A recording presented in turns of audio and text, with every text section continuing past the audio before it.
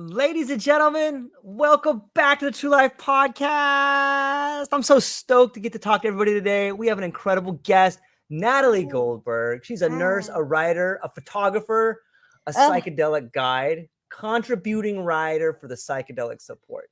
As a nurse, she has familiarized herself with all types of bodies, illness, stemming from the bloated Western diet to pharmaceuticals to stress to PTSD. She's well versed in the pediatric psychology as well as the psychological devastations that happen to us in adulthood. As of recently, she has shifted her focus to writing about the benefits of cannabis and psychedelics and has some recent publications in the esteemed journal Psychedelic Support. Natalie, so stoked you're here today. How you feeling?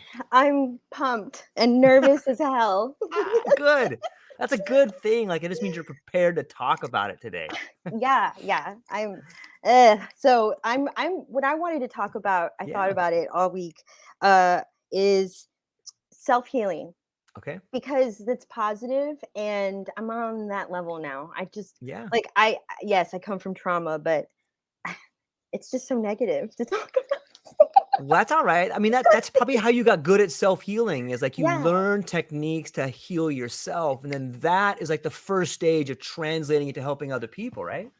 Yeah, exactly. Like I have learned coping mechanisms just from psych Right. because in nursing in preceptor my preceptor choice in nursing school was psych and everybody else Mm, was like labor and delivery and stuff like that. So I've just always been into psych, and so I've only been a nurse for 10 years. Before that, I did all that stuff you said. mm. So I finally realized that I've been running around just like okay, I went to UF for photography, but I wanted to quit and do well, originally I was going to do photojournalism, so I Okay. accidentally got into fine art, and I'm like this is not what I wanted to do. And so everybody was doing critiques with naked photos and now that's not me. So I messed up there, but I saw the School of Psychology and it was just so gorgeous. And I was always so in love. And my dad's like, no, Nathy, just finish what you started. Mm, And so I did. mhm. And so I have a photo degree that I'm paying for. Anyway, so psych's always been like my thing. And when I fast forward to last year when I started my awakening, Yeah. I guess. Sorry, I'm fidgety. Not at all. It's perfect. I haven't ever had an all live. I've been live that one time, but now I'm so nervous. I had no idea I was this nervous. But okay, so yeah, when I got into psychedelics, I'll just say Right? that, and started my Yeah. awakening. Ram Dass was suggested to me Yeah. by a friend. So I was like, okay, this is so cool because he started it as Richard Alpert, and so he was a clinical psychologist. So he was like, oh, in his story, he's like, I was like, oh yeah, I know everything. I know all about the psych stuff, but I didn't. And I'm like, I didn't. I don't. So that was I was able to connect with him and his story that way because Yeah. of psych. And so now fast forward to today, it's just absurd what's happened because I kept pushing through all the Yeah. hard stuff. But I'm sorry, see, I'm very Mm, ADHD, so you have to stop me if you want this to go anywhere. no, I want to know exactly what it is. I mean, like you've found your way into psychedelics, but it sounds to me like you didn't quit anything. I think that like being involved in photography and images and artwork is the steps you need to take for you before you got involved in psychology. And that was the step you needed to take before you could become the nurse that you are today. Those things are all connected. You know what I mean? Yeah. Like they're all beautiful and beneficial for the people that you're helping. Ah, you're so nice. I'm so used to hiding behind the camera, the patient, the doctor. Right, right. It's tricky to be out in front, huh? Yeah. But it gives you a new Um perspective and love for the people. Now you're on the other side. So now you have a new way to look at it. it's you know what the yeah, it's okay, so to classify me in Yeah. terms to people who don't do psychedelics and will go ahead and use matrix terms. I'm the family scapegoat kind of a Mm, thing, so I had to work through all those shadows. I'm still Yeah. working through shadow work with my mother. That's the tail end of Mhm. it. They waited for the cherry on top. The universe waited. See, woo woo talk. Yeah. Just to clarify, I'm gonna go full fledged talk woo woo because Beautiful. I'm tired of censorship because Yeah. I accept that my reputation is because like I was a nurse and I did everything right, and I was a pediatric nurse before I was a psychiatric nurse for adults, and then went to cannabis after that. It was Right. perfect. Um, but like I have been for a year trying to get nursing jobs, and they immediately say no thanks, and I know it's because of my Mm. LinkedIn, and I'm like, you know what? I'm just okay, I'll just accept it that society's not ready for this. I know how it's healed me. So Right. if I'm being thrusted out of healthcare, um, then I'll just talk how I want to talk because it's been rejection after rejection anyway. So, and in my last nursing job, it was just not, it wasn't, it was the, it was such a bad situation that it was the best story for me to end nursing for a while. Like I was bullied and all that. So it's Yeah. like I was driving an hour plus over like bridge waters and just because Florida's, water. Sure. So I'm like, why am I doing this? And so like, Yeah. that's when I came home and left bad relationship, left apartment and just came home to mom and quit working. And I was like, I don't have money for a therapist. Um, so that's how I decided, well, I've been researching this for years as for fun. Yeah. Um, like at first it was just like, oh, I really like psychiatric diagnoses and I like schizophrenia and I would watch all those videos and stuff. Um, but everything had a reasoning for Right. why this happened and that happened. So I just started to get bored with psych, and then all of a sudden I met somebody when I was all alone in Missouri in the middle of nowhere, no friends or family, trying to make a new life out of myself, like I have been every decade of my life. Yeah. Yeah. So because of the trauma, so I was there, and then I was like, I made friends online with a crazy guy that was I was like, oh my god, he's talking about aliens. And so he talks about talking to aliens, and so I was judgy and opinionated, and I couldn't get enough. I just kept listening to his stories, and so as I kept listening, I realized how therapeutic it was for him, and he was just getting better every time I talked to him. Yeah. So then I was like, I got to do this someday. I got to do this someday. It never happened. That was in 2017, and then 2020 it was just ripe time, right? Yeah. So they fell into my life, and I was like, here I go. I'm gonna just see some cool stuff, and I did. I Yeah. I saw bet. amazing stuff, but I didn't know what I was in for.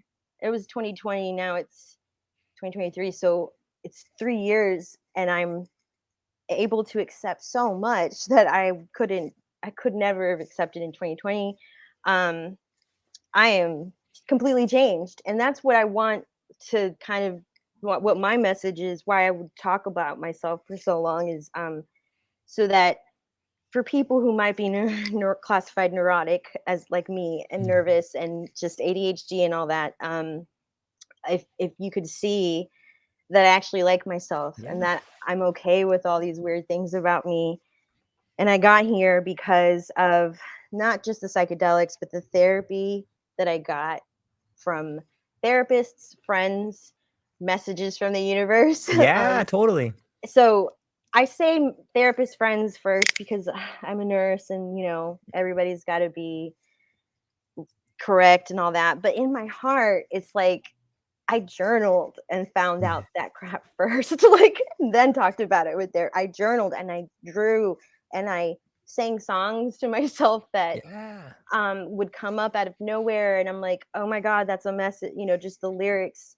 So you can a psychiatrist would say that's because of this or that, but so I understand those concepts, but now they don't speak to me the way it does when you imagine that you could be possibly talking to the consciousness that we all share. Like, if you can just believe that's Agreed. what it is. So I'm starting to get all fuzzy with this heat. It is toast day. Yeah, 90 degrees out there in Tampa. But you know what? Like, I'm so glad that you said that the way you did, because I truly believe that we all have the ability to begin becoming the best versions of ourselves.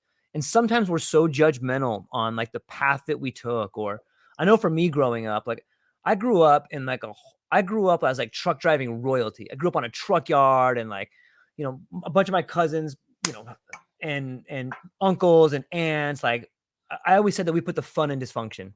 You know, we were just a crazy redneck sort of truck driving family, but also in that family, there's a whole host of genius, you know, that like Yeah. I have uncles that never even graduated like high school, but became multimillionaires, you know, and it's just fascinating to try and look at your family and then look at this weird plastic world that we're shown through media. Like, oh, this is how it's supposed to be, but that's all bullshit.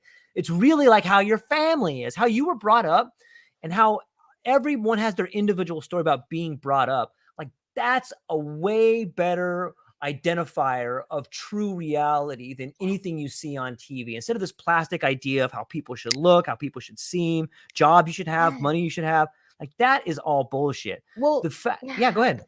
well, that's what I feel like. Well, okay, so I don't,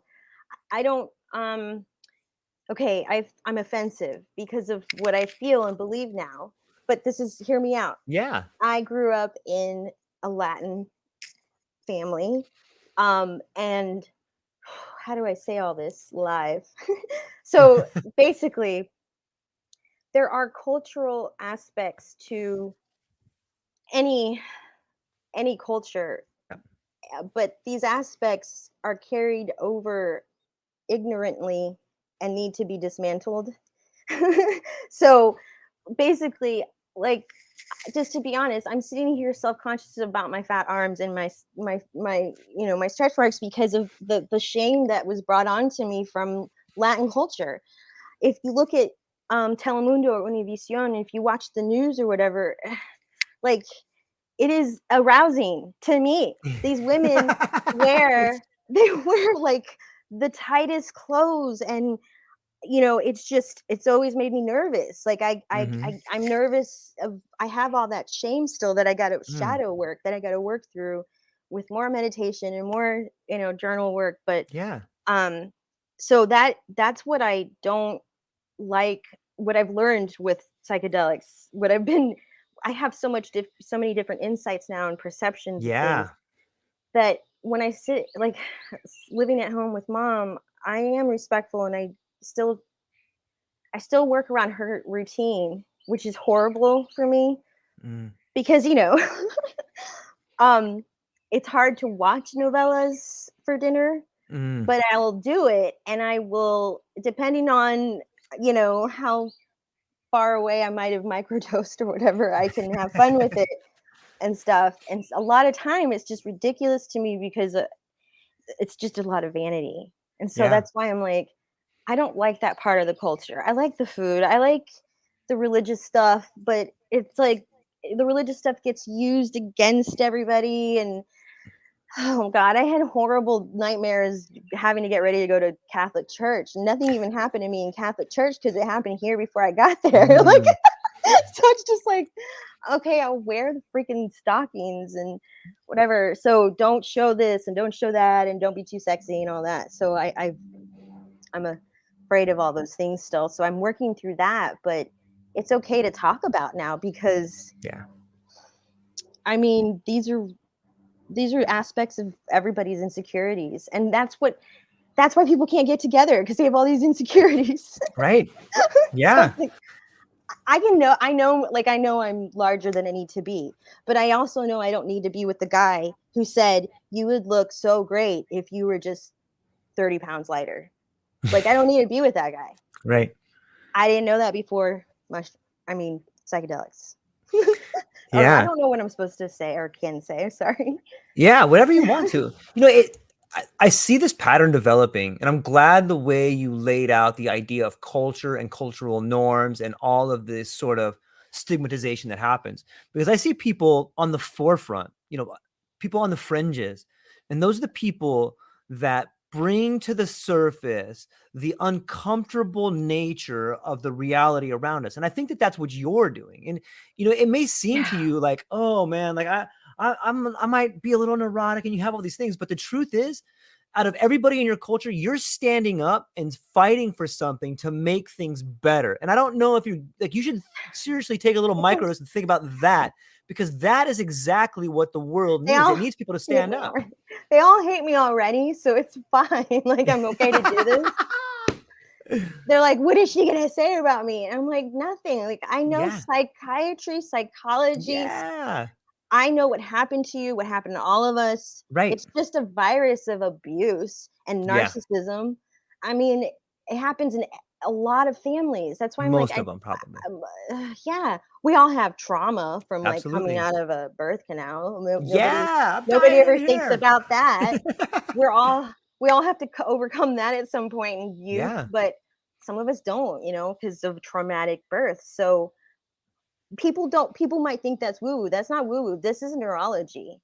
That the trauma that's exposed to a child, even in pre-birth, is very much has a lot to do with the neurology and makeup of when they come out of the womb. Like when it's just, and that has a lot to do with how you create your amygdala and personality and emotions. And so trauma starts from the birth canal, like, at least. So anyway, so what were we talking about? Oh my god, I did not want this to happen.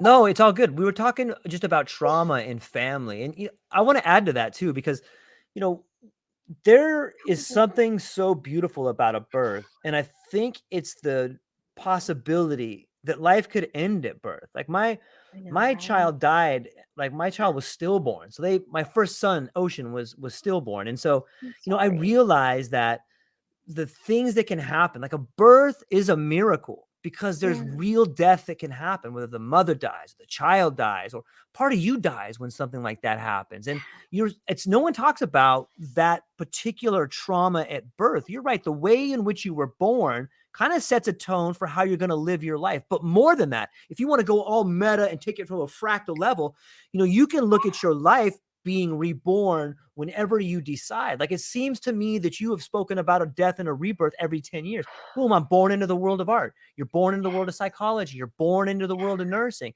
And now, you know what I mean? And like, if you just begin to look at it like that, all of a sudden, these things that we think are traumas are giant success stories where we get reborn into the person we are today, right? Yeah, success stories. Like people are like, don't talk about your trauma, because then you act like a whatchamacallit. Oh my god, I'm blanking. Like a victim. You're victim, yes.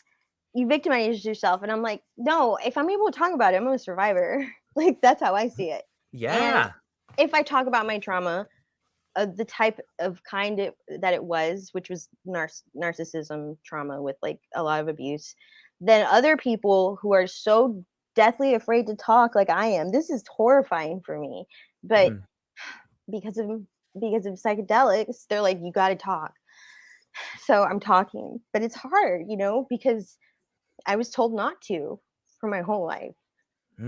That's why I've written forever. So it's like, there's other people out there. So it's like, okay, I'll do it for them. Yeah. If I can't be a nurse for a whole year and like spread my love that way, I'll look like a fool for a bunch of people. Look like a hero. Look like someone standing up, having the courage to do it, right? Yeah, it's just, you have no idea this ridiculous stuff I've had to overcome as a child.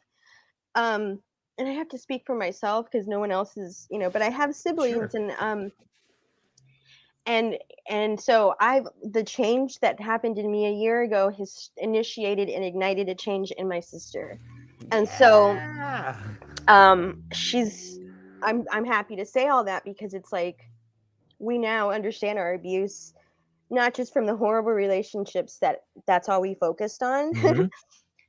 we're able to go to the beginning, and it's like, okay, and now we're like this instead of like this. Yeah. We were Yeah. defensive and acting like our parents and their siblings, and it was like, this is stupid, we're smarter than this. And so now we have a whole new relationship and life together as friends, because we're exploring ourselves through, like, I have a drawing hanging up in my room that I did when I was having an experience one night, and she didn't tell me that she also chose to have some of her own experience that night. And then what she told me she saw, I showed her my drawing, and she's like, "That's what I saw." So I'm like, so that's amazing. That's the stuff of, like, I believe we're all collectively connected. And I love her. Yeah. Yvonne. Anyway, Would we just overcame a lot, and yeah, sorry. No, it's and here's like the crazy part about it. Like you would have never overcame that had you not shared that trauma together. Like, and if that's what I mean. Like all of a sudden, and maybe it's our age, maybe like I'm I almost know. 50. And so when I start thinking about having the ability to look back on my life and having psychedelics, like psychedelics gives you this rare ability to not only see yourself as a third person, but it It's does allow you to see this tragedy as like, holy shit, man, this yeah. thing is a gift. I would never be where I am if I didn't have that tragedy, Yeah, we should just talk about the stuff that we've seen. Like, you want to? Like, Yeah, I can. let's do it. I love it. You know how, like, they're like, don't look in the mirror. Mm-hmm. Okay, I looked in the mirror hard, and for a long time with my eyes glued to my eyes, and I Yeah. saw my whole, like, lineage of Yeah, I've ancestors. done that before. I've totally done that exact same It thing. is Like, so crazy. I'm like, I've woo. never seen these people in my life. She's a short little woman, and she's a Yep. short little woman. It's like, Yeah. I'm, and then, like, my grandmother did the DNA before she died, and the DNA thingy, and she's like 30% indigenous South American. So Whoa. I gotta do mine. I was like, I'm not gonna do it because that's, I was scared of Matrix stuff. So I'm Right. gonna do it. I'm gonna do it. And I don't know when that Yeah. might go. But anyway, so yeah, I can have but then, like, when people have had experiences with me, they people that don't know each other have said that they see me in this crazy, just beautiful, I don't know, like, I don't know. I love being in that state of mind, because you realize everyone, when we lift off from the BS of this Yeah. reality, we all shit the same, we all cry the same, like, Yep. our hearts pump and fire off the same. And Yeah. then, and so it's like, when we're up at that level, we don't have genders, we don't have bodies, these are just vehicles, like, they don't matter. Yeah. So it's just love, love, love. And you need that, especially if you didn't get it a lot when you were little. Yeah. So, like, just to clarify for people who might be like, I left her, what is she talking about? I was neglected to a degree that, you know unfortunately, the third child born, Mm. I was the baby. So but then, like, at 7 years old, I wasn't the baby anymore. Like, my brother had started his family, so it's like, Mm. okay, so mom and dad were all about the son of the family, my oldest brother, my sister, and me. So I understand. Like, I know I've let these things go. About, like, I was like, oh, they love Jimmy more, but it was their stupid culture, my dad's narcissism, my mom's, whatever. My dad died 9 years ago, so it's okay Mm. to talk, like, kind of, he can't speak for himself, but everybody kind of knows that I'm not lying. But that's why they didn't want me to talk much. But we survived his Yeah. his craziness, and I love him so much because Yeah. I let go of that, and I was able to get down to remember his childhood and what happened, what he had. He was a TBI patient. Like, Mm. I'm realizing 9 years after his death that, as a nurse, I know what TBI patients go through, and I'm like, wait a minute, Dad's head was, like, busted 3 times. Like, oh my Yeah. god, like, Yeah. So I'm starting to give him a lot of leeway now, like, oh, I understand. Okay, I get it now, because he was fond of me towards the end. He was very fond of me. He died of lung cancer, so smoked, his light away. So Hmm. life away. I don't know what I'm saying. Sorry, I was looking at lighter. Anyway. It's So interesting. anyway, Sometimes the relationships with our loved ones become much better after they die. I know that sounds like a sad thing to say, but in a way, I he wanted to see a visited positive light. me. He Yeah, visits like they me. never really leave, and your relationships get better because you can Yeah. finally begin to understand like what happened. He's so proud of me because Yeah. the ancestral lineage thing that I had to fight through Hmm. was the narcissistic man and the beat up woman. And it's like that was the whole thing for That's a tough, forever. That's right? what I was told during an experience. Yeah. People are like, "What are you talking about? Who told you this?" I'm like, "Just go with The it. universe. The universe, just leave me alone." So Yeah. okay, I'll just go with it. So that's what I was told. I was like, "Wait, what?" Like, and I start journaling, and it's like everyone in your family. And so I was like, "Oh my god." So yeah, and I saw like my grandmother was abused, my mom. So that is why I have this failure of a life, because I'm not married. I'm 41.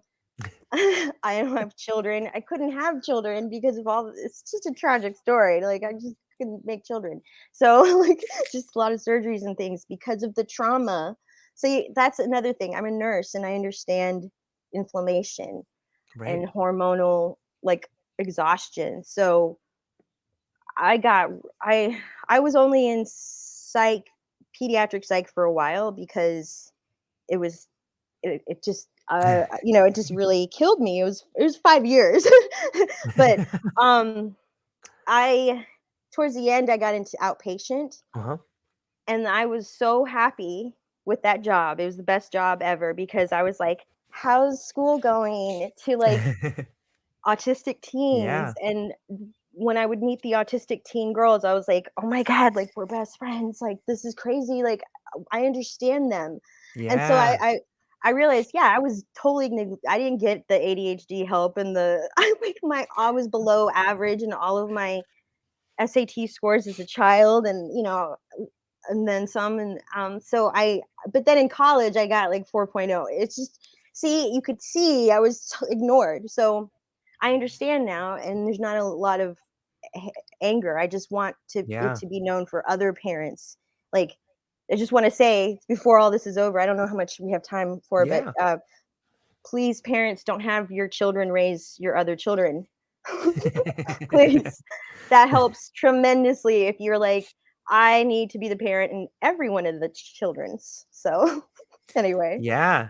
No, it makes sense. And you know, I I see another pattern. First off, it blows my mind. Like I have totally had that experience where I looked in the mirror and I just saw back as far as my lineage as possible. I remember just staring, and you know, 3 in the morning, you're staring at the bathroom mirror, just like, who are all these people? That's so crazy. Like that's me. That's me from the future. That's so crazy. I forgot that's what we were talking about. Okay. So thank Yeah. you. Yeah. I've seen, so I have a theme that, Okay. oh, I don't want to say it because somebody could steal it and then make it. But I know you think your stuff is so great when you're It coming out is. of It is awesome. it. This idea is amazing. But no, there's a theme of imagery, and it's okay, it's birds, but it's not regular birds like what we see here. Hmm. They're like big bird, like like Like not they're, dinosaurs. yeah, there's it's just beak ruled. It's just always a beak that ends up in my imagery. I'm like, oh my god, there it is, a Mm. beak. And so people who aren't really connected, they're like, oh, you just want to release yourself and be free. But I'm like, no, it's not that. It's I think I am a bird. Like I think we're all birds. I think so. You get to this. But anyway, I have this. They always visit me. They're smiling, and um, it's just love. Like they're just like my little. They're not trolls, but because I do see gnomes a lot. I see so much. Yeah. I've seen galaxies from a distance. I've seen nebulas all the time, but I have a goddess. She's purple, and a lot of people see blue and purple people, but my goddess is her name's Sandra. Like so I wrote a story about her because Nice. it's just she comes up, her face comes up so often, even like depending on the dosage. If I'm out here in the lanai, the screen, Yeah. the screen that keeps mosquitoes out, Yeah. it's like it turns into a television screen of another dimension, and it's her, and I'm like, there you are, and I'm like in love with her, and I don't know, I don't know if it's people are like, that's you in another dimension. I'm like, okay, maybe. Yeah. Like I so it's just you can't explain excuse me. It's not it's a phlegmy cough from the coffee, but you can't explain for somebody who never really understood real love in life because my Mhm. love was all about fear. Like, Mm. oh my god, I'm going to get hit or I'm going to, whatever because of my dad. Um or just I don't want mom to know and devastate her. Just fears. Yeah. Yeah. um, when you realize I don't in all of my past relationships, I didn't love them correct. I wasn't in love. I wasn't I because what this is love. Like Yeah. this is so I've felt love at such a crazy level that I'm almost worried that I could you find that love in a human? I'm like, Mm. I don't know. I don't can you? You think you I don't can? know. I've never then I don't know. Because I had a short marriage and it was Mhm. like I was 29 and I had a panic attack when he asked me. I've just never been ready. Like, Yeah. but now, like it only lasted 3 or 4 years, but and then all the relationships after that were very, very traumatic because of abuse that I allowed. And so that's why I was Yeah. like, I'm done. Let me just go ahead and try psychedelics. And then, oh my God, that's where it all started in March of 2022 Mhm. when this dedicated version because I had my first dose in Okay. 2020. So, but the first dose in 2020 is the most visualistic. Okay. I've never had visuals at that. Of That course, I level. haven't. Yeah. Okay. So I do mushrooms. Okay. So Okay. I always stay between 3, 5, and 5. Okay. But then if I want a lot of like therapy to draw, I'll say at 2. And Okay. if I want a micro, it's like 0.1 or something. But Okay. because just doing 1 gram is like a waste for me. I'm like I feel it, but I'm not. It's Anyway, neither therapeutic, but it's not yeah, micro either, right? yeah, I'm yeah, with yeah. you. And so you get to a point where you're like, oh, if I'm feeling this, I kind of want to see the gods. Mm. Yeah. So Yeah. I have been able to sit here and see absolutely every god that like the Hindu gods. Mhm. Um, when I saw the one with Ganesh. the yes, oh my god, I was it was coming out of a cloud and it just kept. It was so happy to see me. I've seen people like human type people Yeah. applauding me. Yeah. That's so Because that awesome. was like after a major tower moment. I do tarot, Right. so like a explosion in my life. That's what this whole year was I would get a thought and I'm like, wait a minute, is this true? And so I would ask the family or just and then it would be true and I'm like, how how can I explain this? And I'm getting messages from the universe that Yeah. I didn't know. And then at the same time, you could also say, like, if you're a psychiatrist, you could say you knew all along, you just you denied it to yourself. So those things were tower moments after tower moments. I'm like, oh my god, to the point where I was like, Mom, just tell me the truth. And she's like inside. I'm like, you you didn't want to have me. And she's like, and her face was so devastated. I can remember I was having an experience, but I could remember she looked devastated, and so I thought I've caught her in that state of mind. You're Mhm. like, she's gonna tell me she hates me. She's gonna tell me she never wanted me, and I said, did you not want me? And so she's like, she just said, we'll talk about this later. And I just fell to the floor, so dramatically crying. But when she fell down to hold me, Mm-hmm. when we embraced, I saw nothing but fairies just coming out of our heads. It was the most beautiful thing ever. They looked like Tinkerbell, but Right. naked. And I was I looked up and I could see them just coming out. Pew, pew, pew. So I'm sorry, my arm, I should have not exposed my arms. Anyway, so yeah, I was like, this is amazing because whether she didn't want me or not, I know there's love. Yeah, exactly. And then after a while, you're like, oh my God, like my dad was beating everybody up. Of course, she didn't want to have a third child. Yeah. So you put things into perspective and Right. you stop being angry. So That is so hard. Like, first off, congratulations. Like, that is a level of self-discovery that most people are unaware or unable to achieve. And it's not easy. Like some people would go, some people can get to the, oh my God, they didn't want to have me. But then they yeah, stop there and they it hold that stops. anger forever. God That's damn my it. I whole can't believe world. these people. But yeah, Yeah, my dad was exactly. abusive. Of course she I didn't know. want. It's not that she didn't love you, but you know, how would She you couldn't know that? think. She was Yeah. terrified. Like my dad, he looked like. Have you watched The Sopranos? I have, yes. He looked like Big Pussy in real life. The curly hair and everything, and Yeah. he would be like, "Natalie, don't give me that face." So it's like I couldn't even speak. If I just made a face, I would get beat. So it's like, Yeah. oh my God. So I have like issues with food because I can't. I thought it was just like an ADHD issue. It is, but I have to like graze throughout the day because I can't sit down and just eat because I have issues from my dad Yeah. force feeding me and making me Yeah. have issues with eating. So it's like I learned this from mushrooms. So the whole like I was like, all your issues are from your childhood, Yeah. Of course. How and can they then not be? and then all of the issues you have in your relationships are because you ignored your issues from your childhood and you're Mm. making your spouse or your partner. I am so sorry about Not at all. there's a helicopter. Uh, so yeah, you make your partner responsible for the issues that are not cleared up from your childhood. Yeah. Go away. On mushrooms, when you look up and you see a plane, oh Mhm. my God, have you done that? I haven't. No. It looks um, like if I'm looking at a motherboard, like a diode, like a Right. bus. It looks Yeah. like a bus with the little hinges coming out.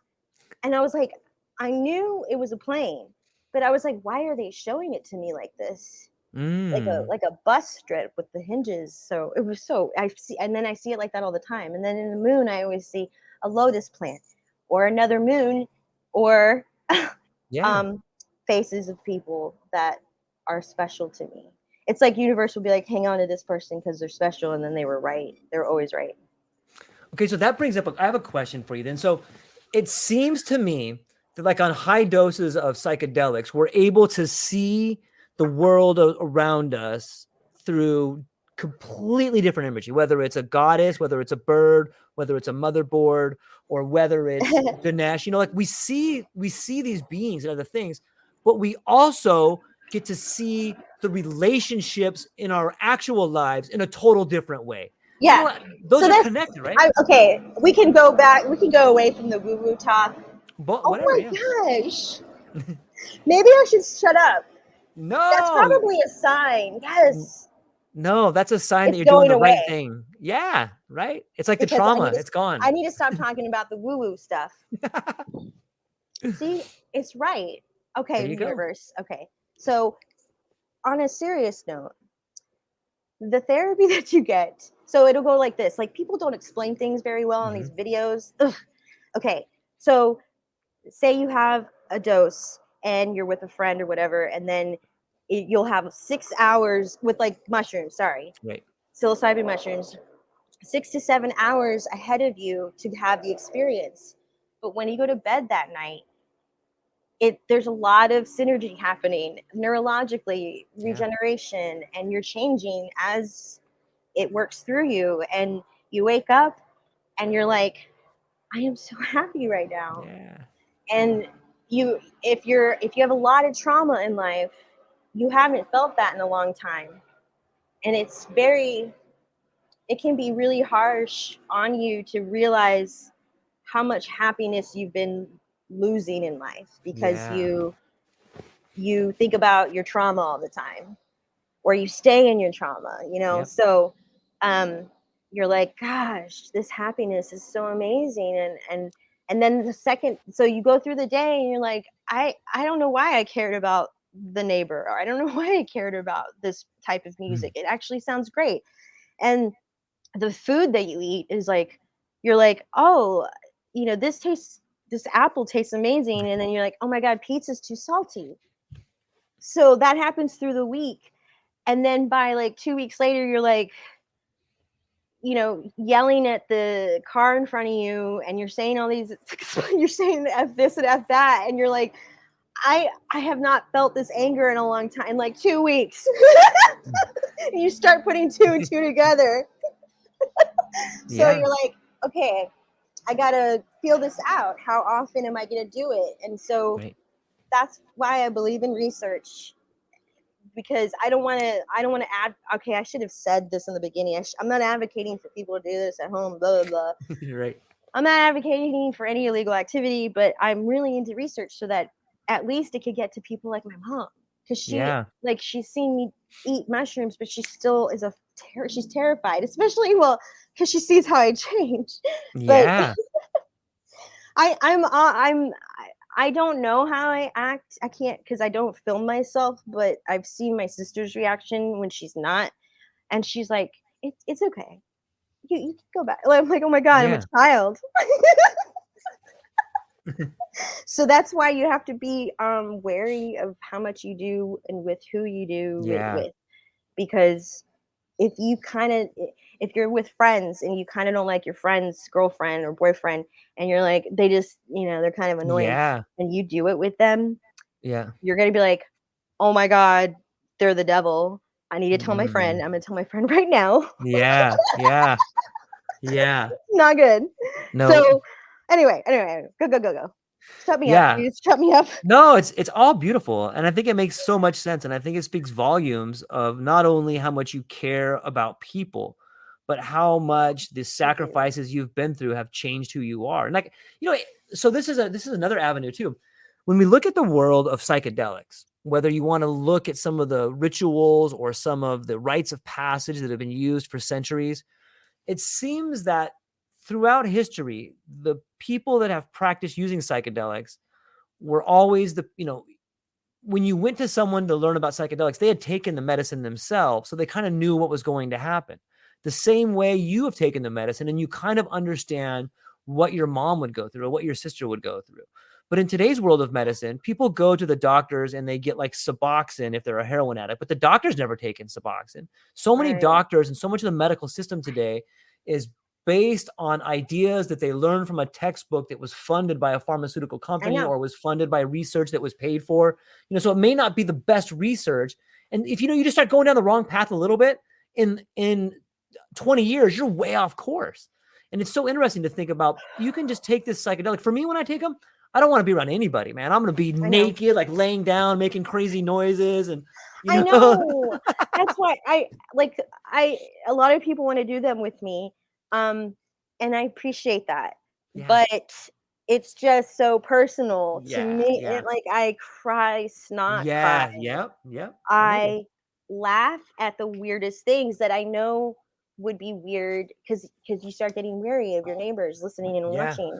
So like, I can't, but I would love to be like in the middle of the woods by myself in a cabin and yeah, just do it, where I don't have to worry about noises and neighbors, and I could just be like, "Hi, tree, I'm back." yeah, yeah. That's so true. Because when I walk Patches, my dog, I love her. She's inside sleeping because she's really old. But I walk her. I'll stop at this tree that I know has feelings for, like.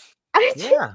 I had to. There was a time where I saw this tree marrying me. It wanted to marry me because I walk around it all the time, and so I saw myself, and the tree was like a cartoon tree. Anyway, so I go up to it and I always touch it, and it's just I do it quickly because I don't want drivers to be like, "What is she doing?" So, but trees never get touched. They're Yeah.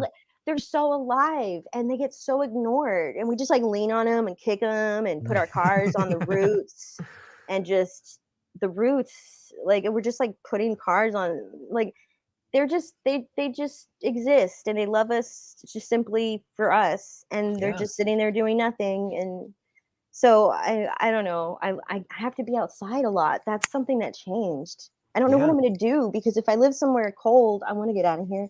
I really want to. I'm like, if I go somewhere cold, I can't be outside all the time like this.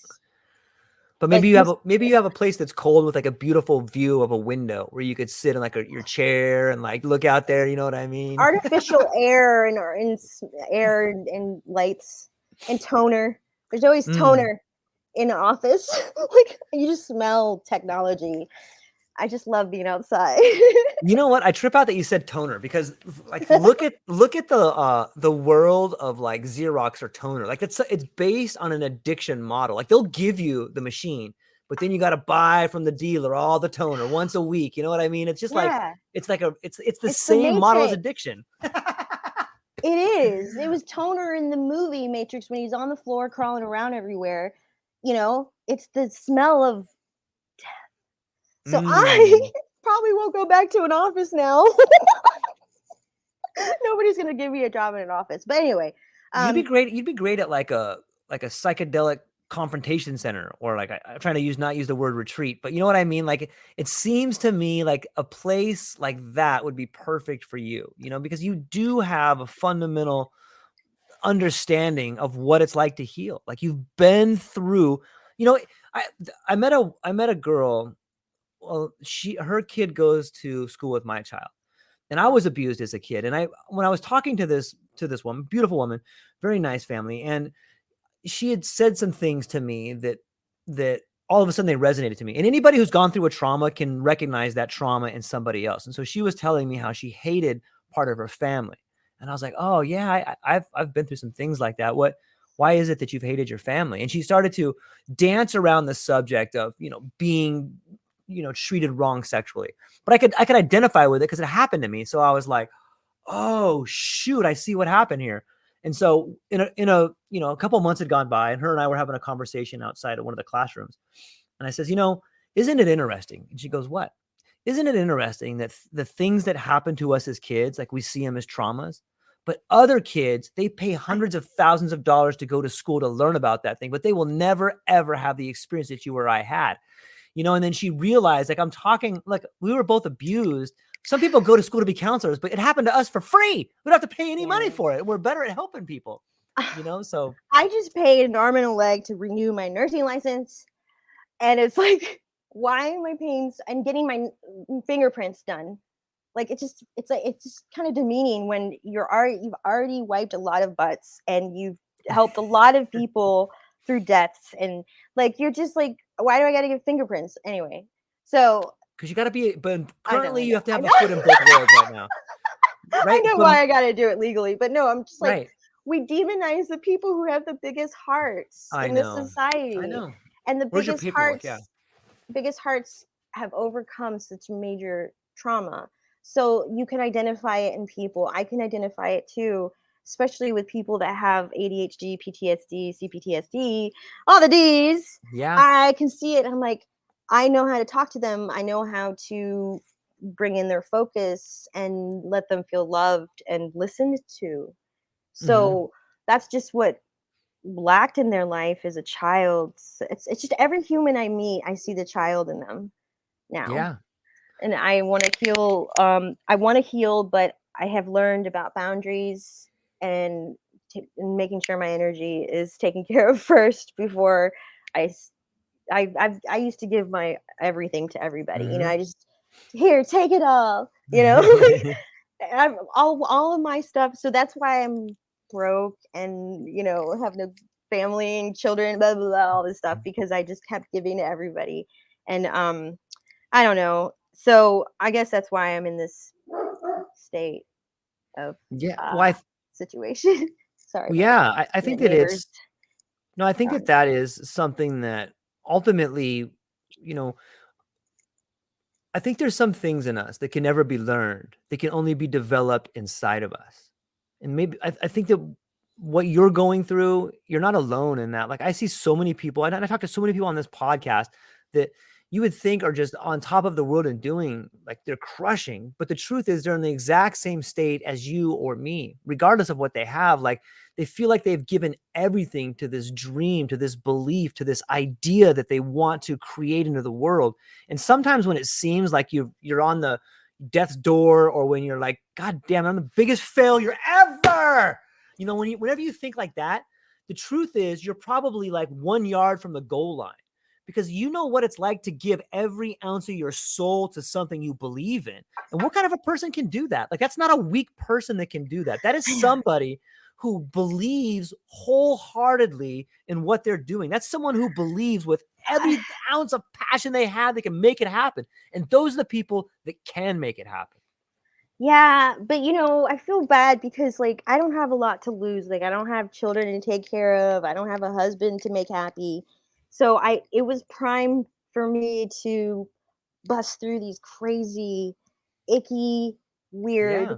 to just see what's on the other side. Like I didn't Mhm. marry a guy who beat me up and have Yeah. children with him and then make my children raise the other children in my family. Like I didn't do that. I stopped it. Congratulations. Yeah, like so so I'm like, okay, so where do I go now? Like, and it's weird because when I did my first trip, I journaled and they Mhm. were all like, they wrote, we gave you 40 years of, I was like 38 at the 37, 38 at the time. They're Yeah. like, we gave you 40 years of suffering. Now you must resolve it. And I was like tripped out by that. I was like, I'm not going to tell anyone about this. And then it happened Yeah. because I'm around that age now, and so like Yeah. everything is getting better, even though I look crazy or to people. I'm so in control of my fear. Like if I cry, I'll cry, but I'm not Yeah. gonna be like holding it in and getting diarrhea from it. Like we don't need to have that Totally. anymore. Like we don't. That's another thing. Like I'm a nurse, and there's so much Crohn's disease and all the bleeding things from our GI tract because everybody's just so afraid to talk and to set boundaries and Yeah. not in the way that you see in the airplane videos where people are going crazy. I mean like boundaries from in your home. Like Mhm. if you can't stand your spouse, don't take it out at work. If you can't stand work, don't take it out on your spouse. You have to identify why you want to control that person. Then you're like, okay, maybe I'm too controlling. Then you're like, why am I controlling? Because my dad and mom were, it's just like Yeah. this goes that way, and it can get for me. It's like, oh, I spot it, so I just move on. So now I'm at they're all like tarot and everything is just all the meditation is saying you gotta get out of this hermit mode. I've been in a hermit mode for 16 months now, so yeah. Not anymore. Not No, anymore. You're oh my not. god, oh my gosh, everybody's seeing me. Oh my god, yeah, I Right. know. Yeah. Right. It's like our friend Adam says, we're talking to millions of people right now. You know what I This mean? is international internet. There's international TV. Mhm. So, okay. So think about it from this angle. I think that there's something to be said about this time and people beginning to break generational trauma. This is the first time in my life. I've only recently come to this idea, and I know it's been around for a long time, but this idea of generational trauma. And like when I look back on my life and I'm like, oh, my dad did that, my mom did that, they were this abusive relationship. And then I look at my life and I'm like, wow, and I'm bestowed with the gift of breaking that trauma that's been generational. Like I am doing some things that my parents never did. I'm breaking the cycle. You are incredibly breaking the cycle. And like, I think that that's where so much of the neurosis and the questioning comes from and the trauma and the, oh my God, is this right? It's like, you're doing it for Yeah. the first time but you're Yeah. doing it for your family. Like think I'm so about that. Like lonely. yeah. And hey, well, how else could it be? Like you I are the had one in your family that has to break it. Like for some nobody reason you were knows. chosen. Nobody knows why I blocked it. I blocked everybody. I walked away from everyone because their opinions mattered so much, and I Yes. didn't care anymore. I was like, I'm gonna spend the rest of my life making these people happy. They make fun of me doing tarot. They make fun of me like talking. They make fun of the way I talk. They can't listen to me without laughing. Like, I don't know what it is about me. People are always smiling when I'm talking to them. So I'm like, okay, Yeah. fine. People are just like, so I've never been taken seriously. And so I'm like, you know what? I'm just going to find people who want to be with me, who want to like talk to me. And I have met the most, oh my God, I've fallen in love with my friends, and I've Yeah. never, That's so here's awesome. the thing. Cause Okay. like when you're when you come out of like daddy issues, even though I had mom and dad issues, I didn't know, but I was like classified as girl with daddy issues. You, you, you could be so like, oh my God, he likes me. I'm just going to date this guy. And so you just start formulating reasons why this person makes sense because they like you, Mm. because you didn't get daddy's love, like you Yeah. didn't. And so learning that was one of the first lessons. So Wow. then I was like, cool, but the more I did more psychedelics, I had way bigger lessons. So like in the beginning of 22, or when I started in March to April, was when I realized, why do I want a guy? Like, Yeah. like Good. It's a great why? question. Yeah, because um I all these relationships, it was just filling the void of all the attention I didn't get from mom and dad. So then you're like, once you start doing all the things with yourself that you would want to do with a guy, then you're like, I was what did I want these guys for? Like, I didn't create with them. We Right. didn't have adventures together. It was just trauma bonding. It's like, I'm scared of the world. Me too. Let's stay inside Mm. and huddle together. And it's like, there's like that guy who's so cute, fun guy, something on Instagram, and he forages and he just teaches the world about all the Yeah. mushrooms. And I'm like, I want to be with him. Like, The no, guy's no. doing awesome stuff. Like, why wouldn't you? Yeah, right? Educating the world, like helping everybody, and just doing it just in a penetrating way where it's like not like one-to-one patient care. Yeah. So it's like I didn't mean to say penetrating. I meant to say infiltrating. Like it just goes through like water in the public, where the message is that you can hone in and hone it. You can grab your anxiety and you hmm can be powerful with it. Yeah. Yeah. And not think about your history so much, and then be in the moment. I love being in this moment outside all the time. Like, let me show you my all those. Oh I have yeah. a garden out there that I never did that before. I Yeah. was always just like watching my boyfriend play video games, or just like asking them about their life, like, and telling my friends about my boyfriend's life. Like, hmm like, so now I'm okay. I'm like, okay, now if I like a guy, it's because of who he is. Right. And I never got with anyone on the internet. I was always just, it was like a friend or a guy Right. from work or whatever, until Tinder in Miami. So I got divorced, and that's when my whole life went. But I went through it. And then that's where, anyway. So yeah, like, that's a whole other podcast. Yeah. Well, I think it That was speaks to the the life of me before mushrooms. Oh my God, I don't want to talk about it. Yeah. Sometimes I look at like the life that we had growing up as a school, right? Like all these things that happened to you, whether it's your family saying negative things about you, or for me, I was working in a place that I just was not fulfilled at and I hated going to, and I felt like part of me was dying. But like, I think all of that is necessary. Sometimes I have this idea of like inside us, we have like this beautiful emerald crystal and it grows inside of us. And as we get older, like the casing becomes fragile. And then there's a tragic event that breaks it. And inside that crystal flows through all the secrets of change, and it begins to fill our bodies. And then we begin to change as a person, right? And once we've begun to change, now we can affect change. Like this, the same way in which you said, when you look at someone you're interested in now, you look at what they do. And like, that's the same way people are going to look at you, Or how right? they The way, act.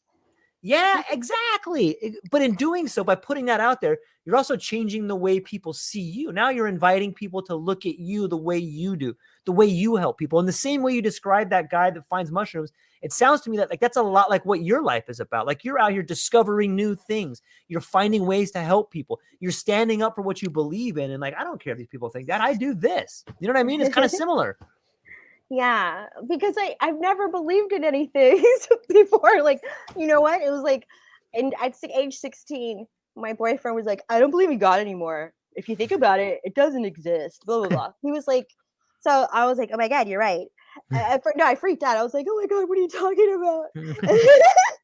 But then I went along with it until I was in my 30s. You know, like trying to think about psychedelics. So I was an atheist, an angry atheist. It never helped me. I always felt it kind of. I was already an outsider because I'm not Spanish enough. I'm not Colombian enough. And then I'm weird with other girls. Like I'm too like, you know, I'm on the kind of on the spectrum, I guess. So I just didn't fit in anywhere. And so what were we talking about? Just talking about the way we see each other and the way like it's supposed to happen. You know what I mean? Like everything's kind of a test, you know, and damn it, I had a point. I just lost it because I was like, I just offended somebody. I know I just offended somebody. We started off talking about God and how you were an angry atheist for a while. Yes, none of that really helped me get through anything. And especially when it came time for my dad's death, it was so hard. It was like, he can't just not exist anymore. Like, and so it hurt so much. And I was like, no, but my friends are atheists. The cool way is to be, you know, and I have a subscription to Skeptic magazine. I am an atheist. So so it really hurt me, but now when I look back at it, oh God, can I just say this before we go? It's how much time? Just real quick, it's a trip thing. It's a not trip thing. I'm sorry, I'm starting to panic. Should we go? Am I talking too long? You are beautiful. It's a great conversation. Yeah. I don't know how long I've been talking. Okay. I think we're about an hour in, but I got as much time as you want to talk. Okay. Yeah, it went fast, right? Like I told you, it goes like that. Okay. Yeah. So my family never like cared for drugs, and because they're Colombian, they're like marijuana, ¿qué? You know, so I couldn't even talk about that really for a while when I was even a nurse at the cannabis clinic. Okay. So my dad died in 2014 and I did mushrooms in 2020.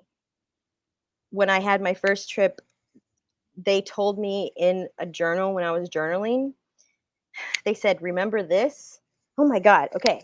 So what they were reminding me of is when my father had to have lung surgery, he came out and they had to intubate him and he was freaking out because he couldn't speak, talk. He was freaking out with the tube coming out of his mouth, right? So he asked for a pen and paper. And what he wrote was QIMO, question mark. And I knew that he was asking if they ended up putting a chemo port in his, if they surgically finally did it, because that meant that he was going to get chemo and not just die in a month.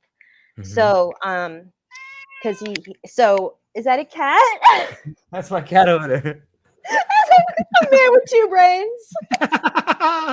Get that cat out of here when he's doing surgery. Sorry, hey, buddy. That when we're not talking about mushrooms, I'm gonna just be talking about movies.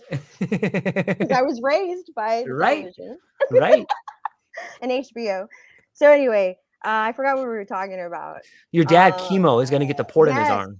So I was like, yeah. So then I tripped, you know, so many years later, and they were like, remember QIMO? And I was like, yeah. And then they wrote squiggly. It gets really squiggly when they. So they said, Dad died and came alive again. Tube came out, lost life. So no worries. Dad visited. But nobody in my family is going to get chills by that. But I did, because that after that surgery, he freaking became a painter. He was a car salesman and a whatever salesman for my whole life. Never touched a freaking paintbrush. But he painted after that surgery and kept painting for the last year of his life. So it was like he was a really, really, really bad guy, but maybe not that bad, because universe was like, we'll give you a year. of like Mixed painting and just amends. chilling out. Oh And man. I loved him that year. It was the best Yeah. year. It was the best year. It was so I can recap everything. You know, I'm so happy. And I know he visits me. So Yeah. anyway, That's so um, beautiful. That's such a beautiful thing to get to experience. And isn't it interesting that you got to experience it, none of the other people in your family? Like, it just I shows know how no one open. understands that. By the Right. way, non psychedelic people, if you die before you die, You never die. you never die. And like he was totally okay that year knowing that he's like, oh, we have to go get chemo now, okay, or we have to get this vitamin check. So he didn't get really too into it, but we all did. We were like, Right. ah. And I wasn't composed. I was 32. Mm-hmm. I wasn't composed yet with like my feelings, so I was always crying and holding him. But so but at least he knew I loved him on the way out. Yeah. Even though I learned to hate him afterwards. And then it was like a roller coaster. It was like, Yeah. oh my god, he made me horrible. Yeah. So but he just thought he gave me anxiety. Right. He's Right. like, I'm so sorry that I gave this stupid disease to my daughters. And he was talking about depression. Mm-hmm. And it's true, it does travel, but I'm like, you gave me a lot more than depression.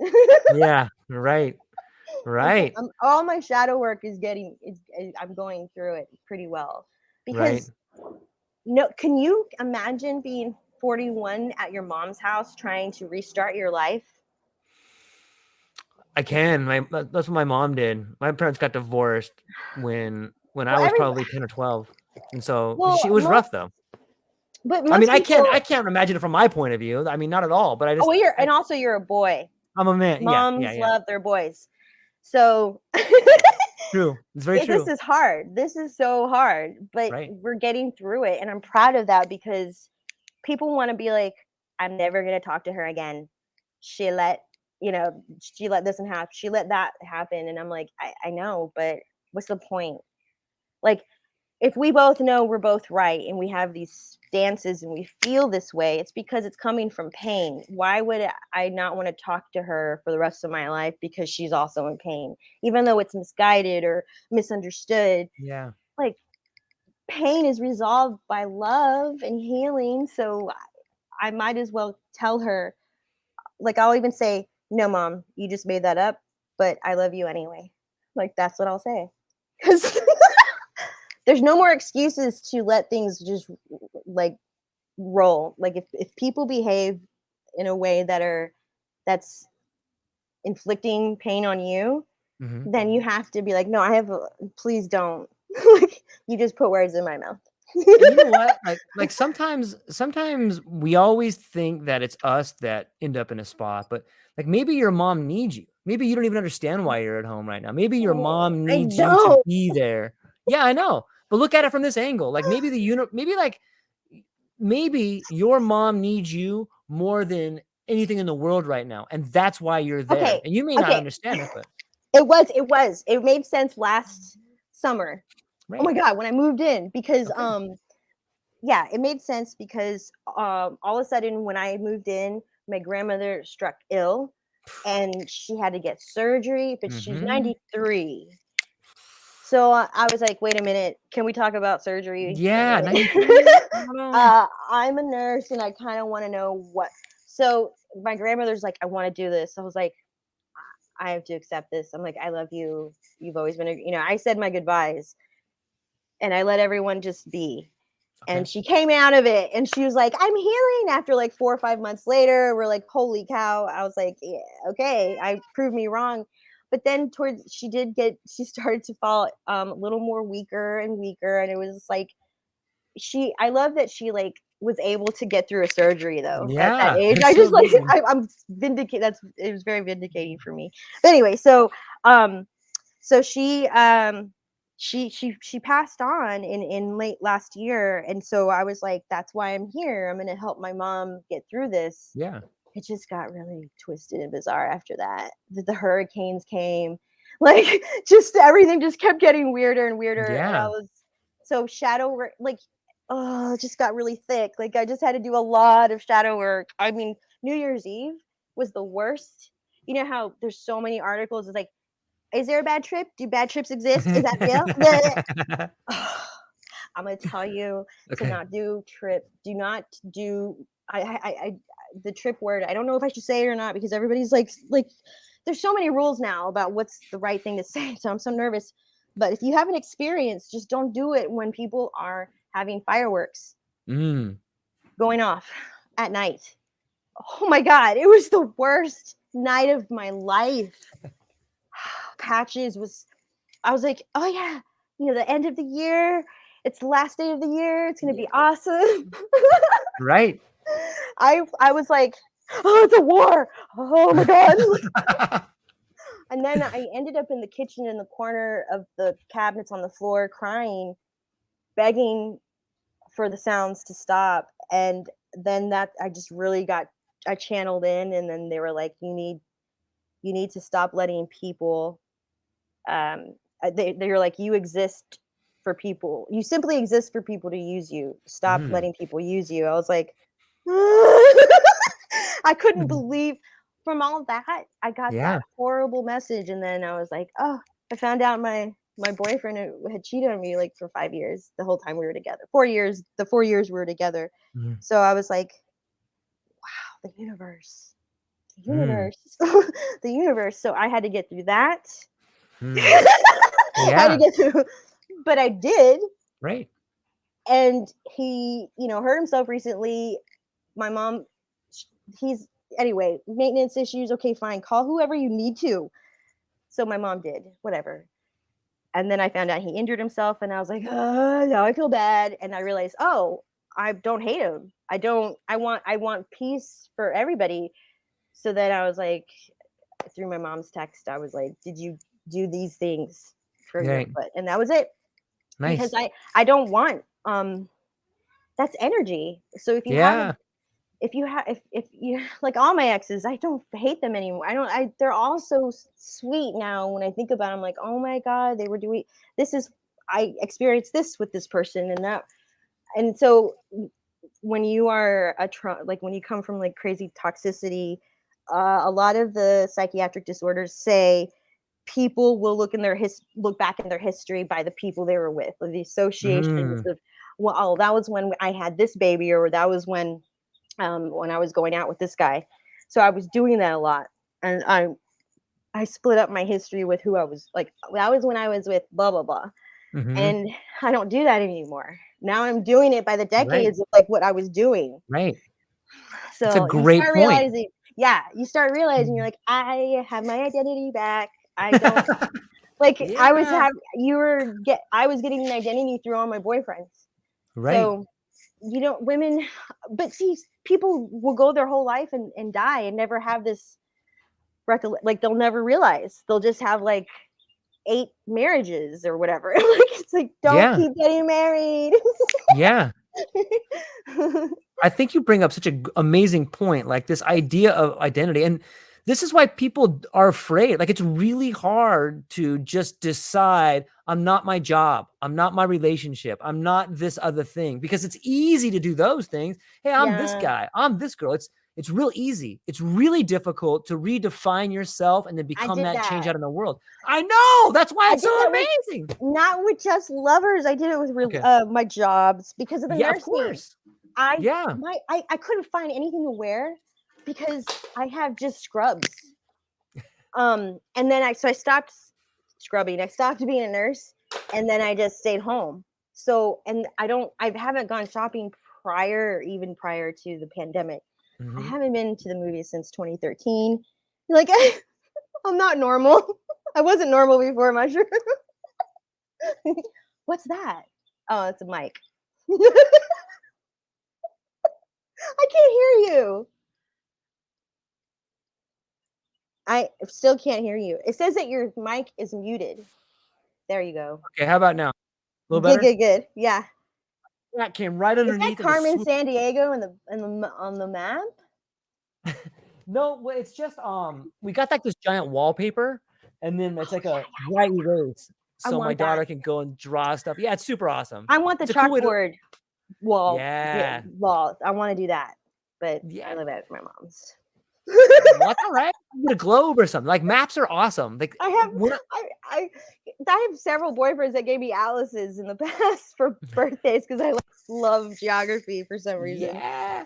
Well, think So about it. When I think about maps, like I think about like you have geography and this particular map, like if you get close to it, and even if you have a globe, you look at all like the supply chains, like there's all these little black lines that go all over the globe, and they're routes in you which can the see ships that take. if you trip hard enough. Like you I can like, know.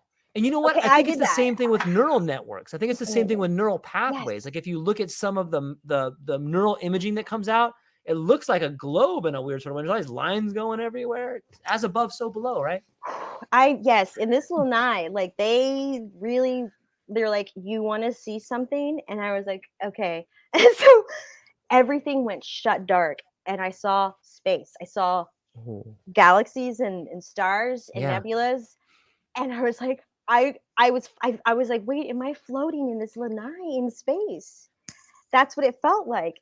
So as soon as I looked away, I'm like, oh my god! Like you can't, you like, because people think it's like you're drunk with alcohol. It's not. Like you can Right. still, if the phone rings, you're like, hello, like you're a Hmm. little out of it, but you Right. know what to You can do, function.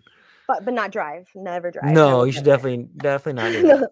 But yeah, you can go to the bathroom and Right. but so yeah, so when you come to, that's when I journal Hmm. because people are like, Smart. they try to remember everything and then it's horrible, you can't remember It's some of it. so It's like clear and then like it's a so dream. gone. Yeah, it's like dreaming. And then when you try to talk about it, it's like talking about a dream and boring people about it. There's no words. The words I language know, fails. until they do it and they're like, I've seen fairies too and I've seen Yeah. gnomes, and you're like, it's just I amazing. told you. Yeah. It's interesting. Love I, it. I recent I recently read this article, and I don't like, I'm just paraphrasing it here. And in this article, they were talking about in the pineal gland, there's rods and cones, the same way you have rods and cones in your eyes. And the speculation was that that's how you're seeing these mental images, is that like the pineal gland has the same sort of ability to see things. I don't know if that's true. I'm going to research it more, but it kind of makes sense, right? I should have brought my journals out here, Yeah. but I was given a message. They were like, time is a spinner. It's not flat like on paper. Like, uh, What do you mean by spinner? What does that mean? now I'm starting to sound crazy. No, it's No, totally awesome. like our cochlea ear, like a conch, not a conch shell is not Okay, I see what the you're word. saying though. Like A spiral, right, like right. a yo-yo. I'm not a yo-yo. Okay. No, I say like the double Slinky, helix, a slinky, even yeah, better. yeah. I said yo-yo, not slinky. I haven't. Anyway, so it's like that. So if at any point you think you're at one point in time, you're not, Mm. because you could be at another end of the spiral, which is a loop. Uh, Mm. that's what I was told, and I was like, wow, okay, so just don't worry about time. That's the message. Stop Yeah. worrying about time because it doesn't exist. There's no gravity outside this spinning earth, no gravity at all. You're being forced to be stuck on this earth. If you don't Hmm. like the term, if you don't want to be here, we're supposed to be here Yeah. because it's spinning that fast. Yeah. And so make your time the best time of it, since we're supposed to be here. And so I love the message that I've gotten, just real quick before we go. I Yeah. don't know how much Yeah. time. Take your time. Okay. So, the message that I love the most is that, there's so many, but um, speaking of the spinning and everything, that there's, since out in space, if you will, out there, outside of Earth, there's no feelings. Like you Mm. can't. It's a cold place. It's not a lit up place. It's a lonely place, and so everyone is trying to get to Earth because on this globe you can feel those feelings, and so entities, spirits, what have you, souls are all just aiming to come back, come back, come back, and that's the whole karma reincarnation thing. And we've all done it. we've come back so many times that we've all played every kind of role. We've been criminals, we've been royalty, and we've had short lives. And so we if we remember that, then we can have more fun with this life that we Yeah. have. And I didn't know I was who I am. I didn't know this. So I thought I was ugly, fat, stupid. All those things that I let resonate from each relationship, whatever. But from my family, I was took too long. I needed to be quiet, too loud. So so I need to be haste. So now it's like this year it's like I don't have to I'm not rushing to have two jobs, and I don't have to take care of somebody at home and at work, and like I'm just gonna bum it out for the first time in my life. And I'm like, wait, this is a midlife crisis. Like, this is what you do. Okay. Yeah. So but I didn't just bum it out. I mean, the most amazing thing happened to me in the whole world. Like, I can't even imagine. I got published. So, Yeah. but that within itself happened because they were like, if you don't write right now, I was like, okay, I'm gonna write. I'm gonna start a Yeah. blog. Yeah. Start Yeah. a blog, and one thing led to another. Yeah. and and then because I was honest in a chat that I had with an amazing person, I said, I believe these things. And he was like, I believe them too. And I'm like, we're connected. He's like, we're Yeah. all connected. I'm like, be my friend. He's like, I've always been no. He's so wise guy. I Yeah. love him. And he has been a great guidance for me on the platform that I have spent so much time on, because it started as a desperate attempt to quickly make money after quitting that job. Um, and I was like, I need to make money. Oh my God. And a friend, like this one person was like, you don't want to go through your savings. And I was like, you're right. And then now I'm like, I don't have a savings. Yeah. Right. I don't have kids. Like, I think about children as a main incentive to have all this money behind you, Right. because otherwise, like, I don't know. I would have seen if I had children, I wouldn't have done anything with my life. I would have been like, they're everything. I'm like the crazy cat lady, not the cat lady, the lady in The Simpsons who's like, won't anyone think of the children? Yeah, so I'm always like, well, since I don't have kids, because they would come first, I guess I come first. So, Yeah. and also it had to do with work. I'm like, I was I would do at home pediatric at home care for uh, children that couldn't breathe and they had to use a ventilator, or they had to eat from nutrition off of a pump. So they need 24-hour maintenance care, Yeah. and you end up getting put onto a case for months.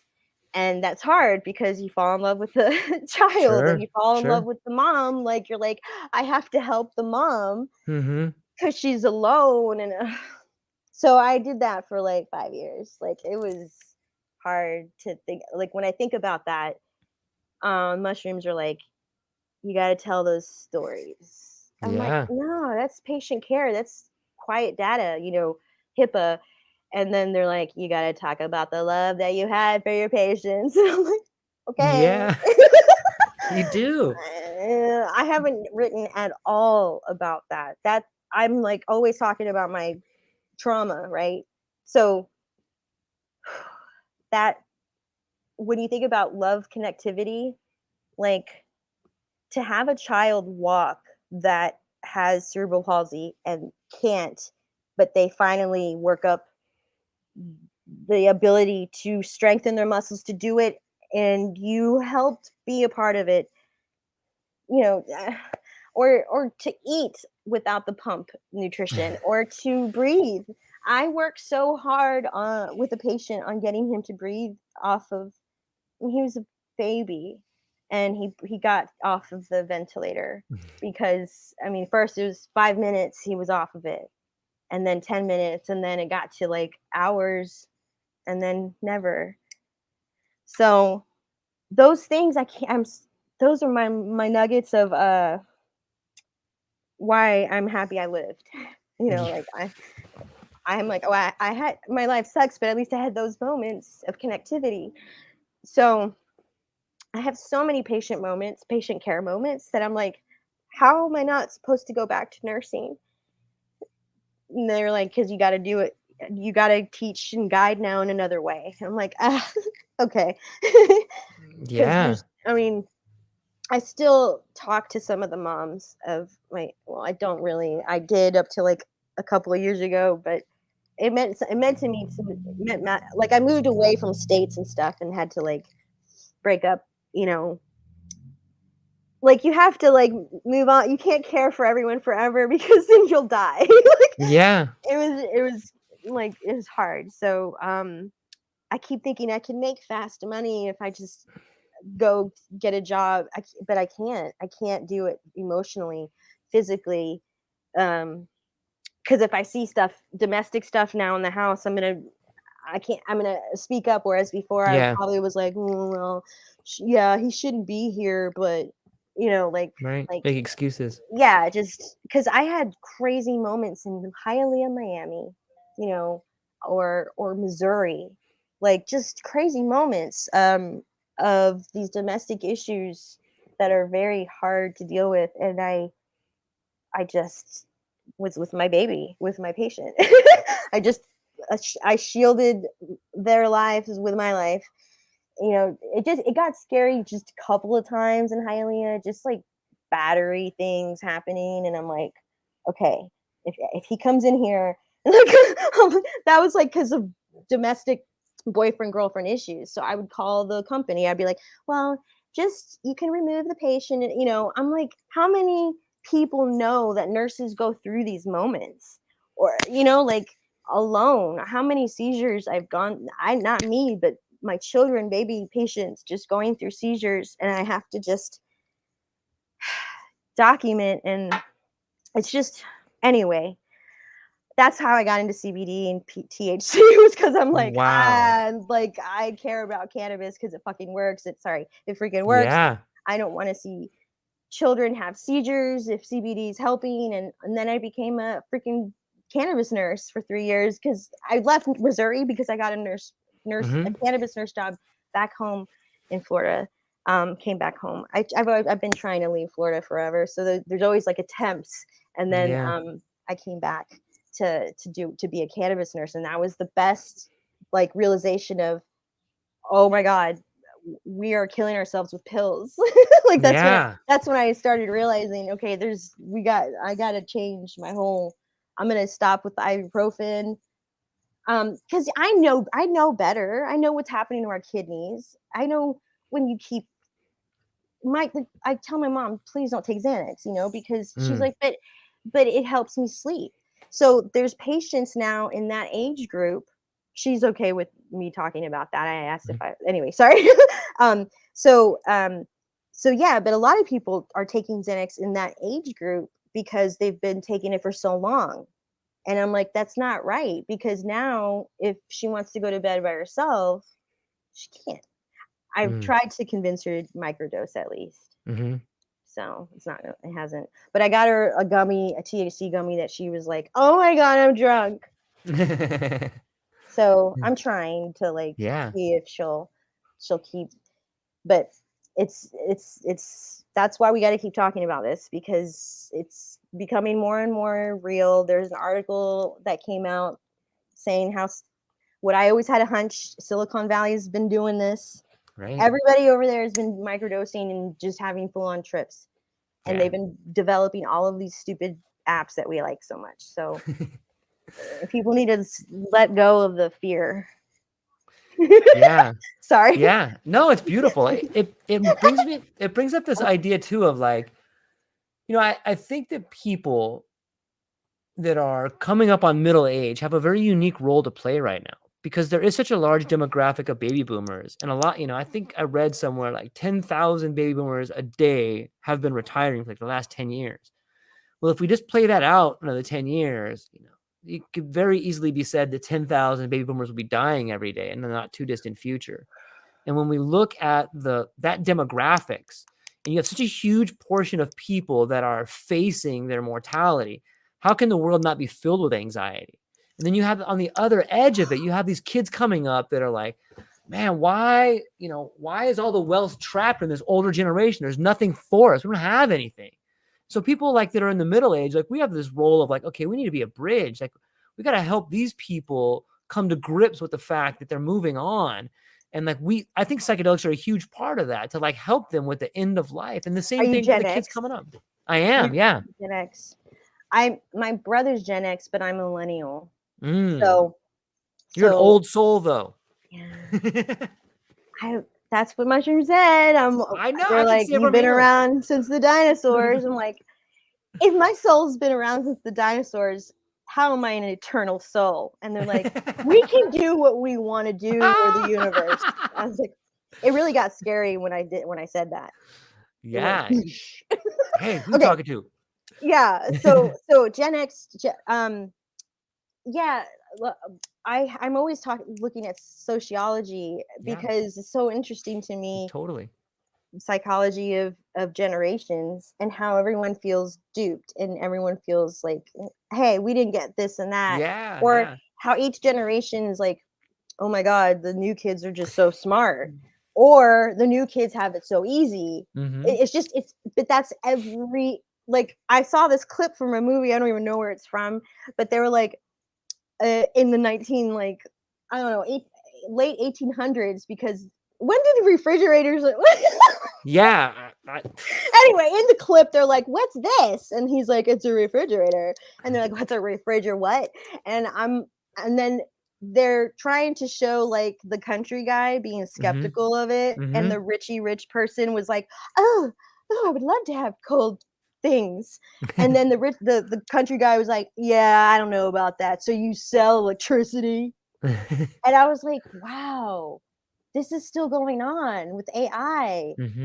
People are like, oh yeah, you guys that like it, you're gonna just be swept away while I have my wits to save me. And then you don't realize how you're already using AI.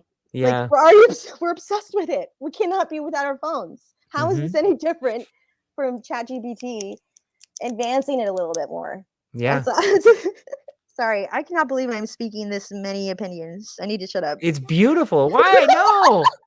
What kind of a conversation would it be if you shut up? Like, it would just be me rambling.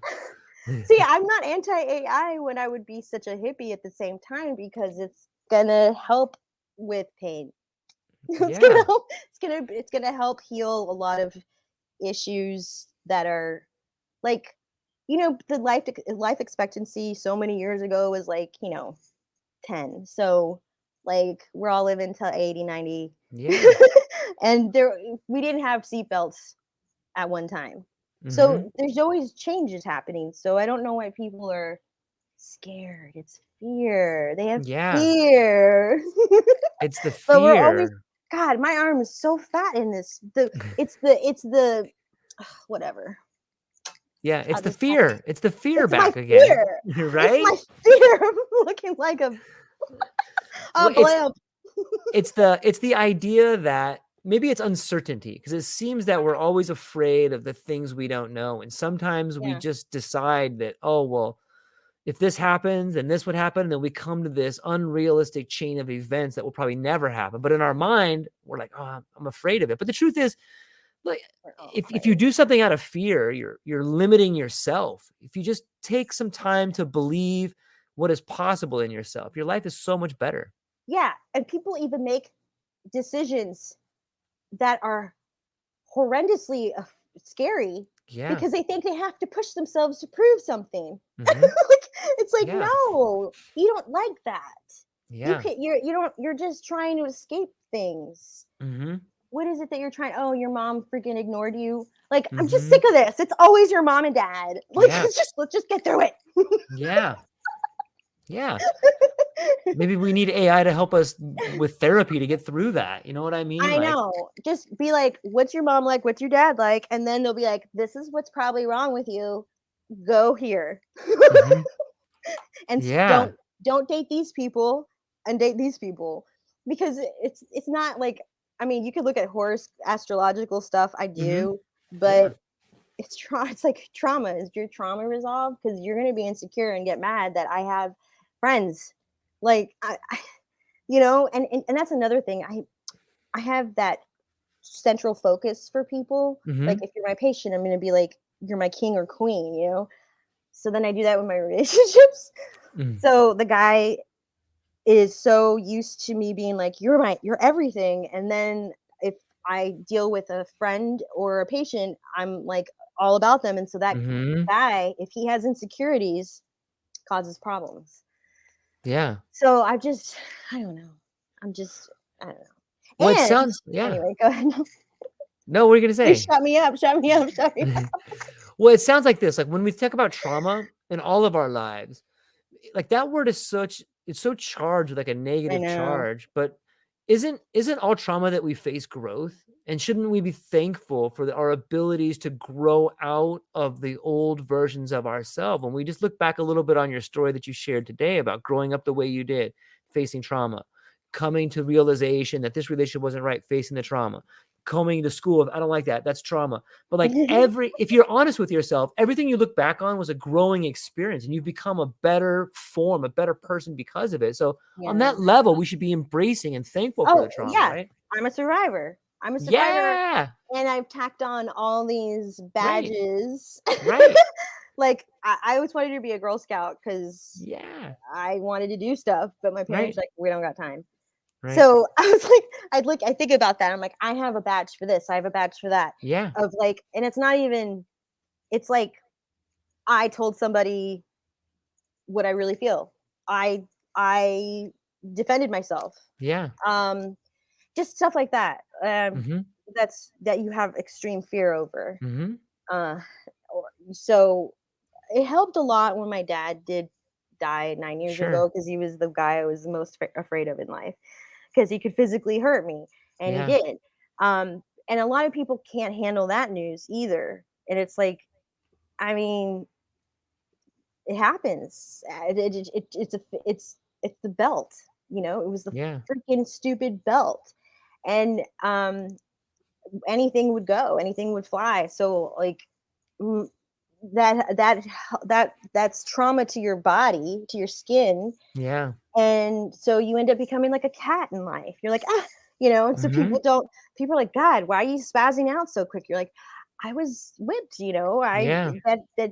this is what happens. And so don't, if people are neurotic and people do act like a cat and they are super afraid, just assume that their central nervous system was put through the ringer. Just don't judge people because they're weird. They're weird. they're not, they can't be composed in this weird environment because you weren't, your central nervous system wasn't. Also, just for minorities, like, I'm sorry, I say this and people get so pissed, but it's just also because of the crowds that I've run with, and you're like, okay, minority children that are undergoing trauma have so much more to deal with because they're trying to decipher two languages a lot of the freaking time. Like even in Indian homes, like with my Indian friends, we've spoken about this. And so if you can imagine a child getting beat up at home with the belt all up along their back, but then also having to explain to people and translate for parents and family that can't speak English to the public, like say a car accident. I remember we pulled over because my dad's like, wait a minute, I can see this little boy is talking to the cop for his mom. We got to help them. My parents were bilingual. So my dad pulls over and I see the little kid speaking in Spanish to the cop, traumatized because he has to speak for the freaking mom. And it's just like, I want to be the voice for that kid. Like we just bunch Hispanics and Latinos, which we all come from different freaking countries. We're all bunched into the same thing. And it's like, well, you know what's happening? There's a lot of children that are being traumatized and beat up, and they're having to learn two different languages. There's a lot on their freaking shoulders. And then they don't have opportunities when they become adults because anyway, I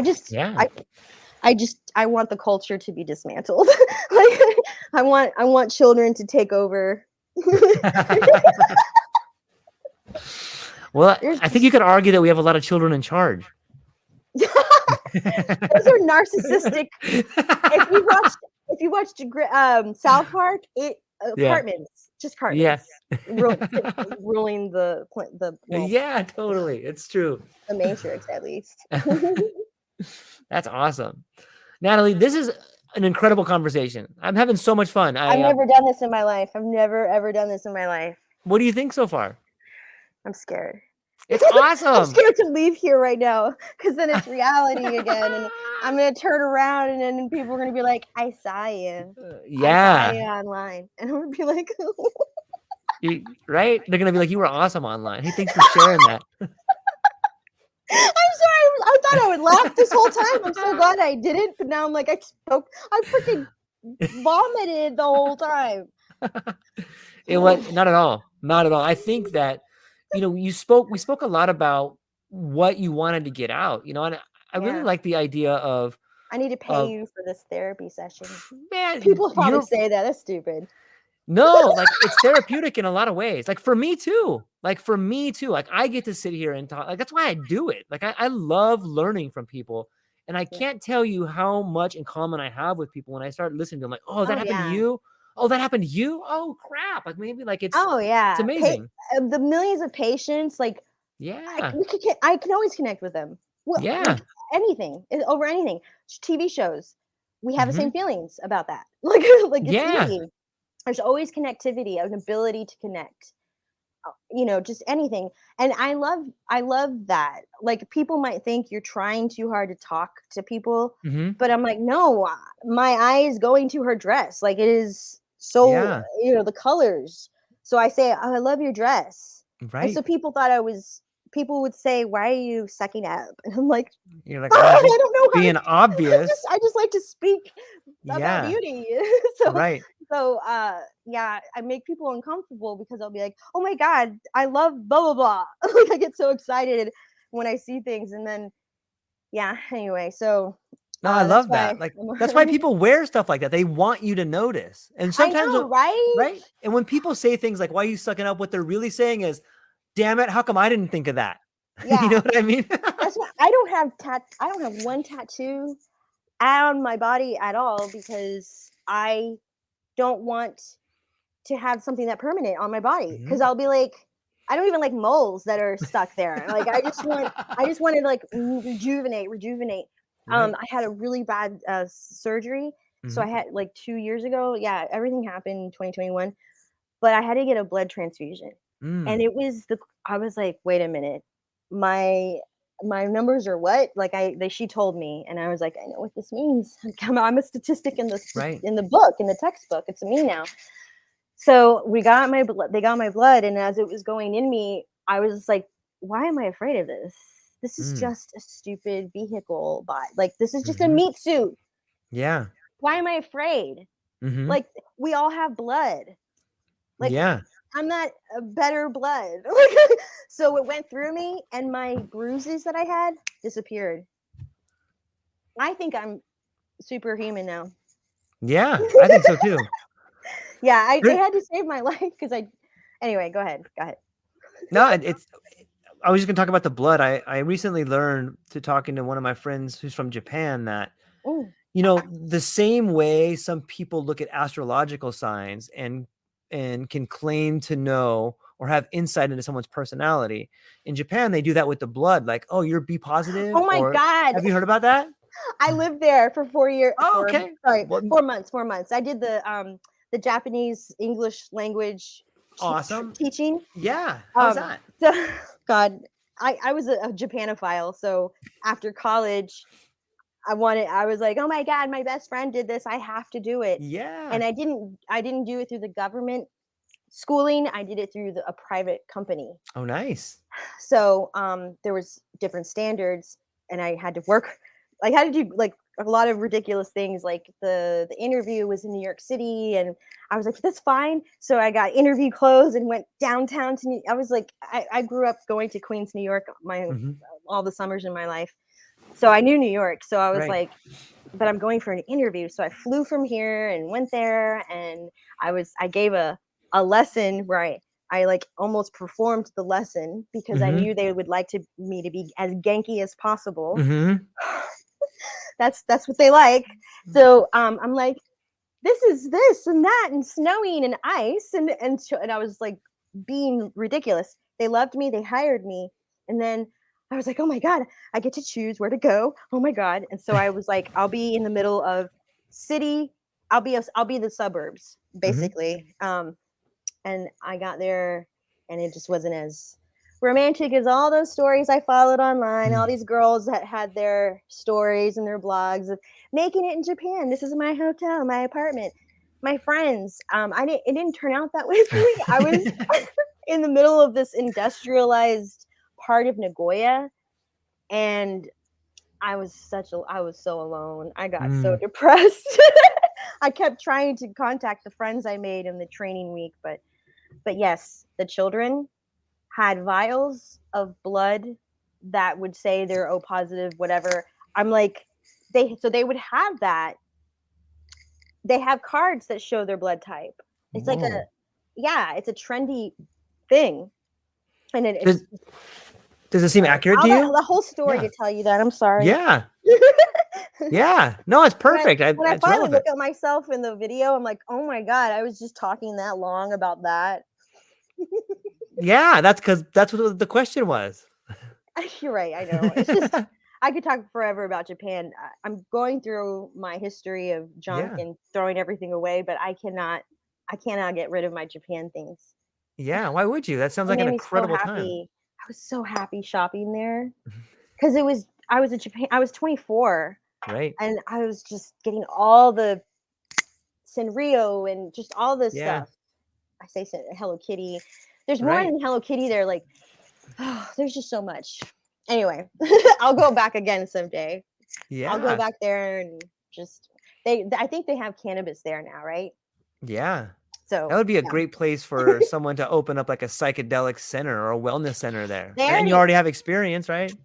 They already do their mushrooms there on the slot. Like, look at Mario. Statues. Look at Mario. Nintendo. Like, after I had an experience, I realized, oh my God, the Oompa Goompa. What are they called? The Loompas, the brown guys, and the turtles, and the tunnels. Oh my God.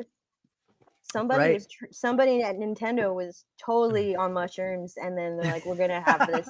This is gonna take over the whole world. We'll call it Super Mario Brothers. We're gonna have a whole mushroom game. Yeah, I never thought about it like that. It's true. That was one of the best moments of my life, getting that system when I was a little girl. Because my dad was happy to give it to me. Like, that's the thing. Like, he was such a narcissist. He was like, I gotta have the best things for my family. We're gonna have all these cars and all these things. So he was like a salesman. Like, so I can't. Anyway, I seem like I could be a good salesperson, but my dad gets in the way. So he was like, we're gonna have Nintendo, and that was the best thing ever, because I didn't play I didn't play really. It was my older sister, because she could conquer everything for me. So I ended up understanding Twitch because of that. Like, I was a child just watching other people play. My sister, just because it's enough. You have to be a cheerleader. I'm a great cheerleader. I'm like, jump. Oh. So that's where there's a lot of siblings that had that role. Yeah. Anyway, I'm sorry. I haven't been on a date in like 2 years, 3 years. A date with mushrooms, a date with destiny. It seems like. I'm sorry I called this a date. I didn't mean to call this a date. What I meant is like, like you get to know somebody. I'm getting to know you, so I haven't done this in a long time. So it's awesome. I'm still here. I'm not melted away from all this heat. Yeah.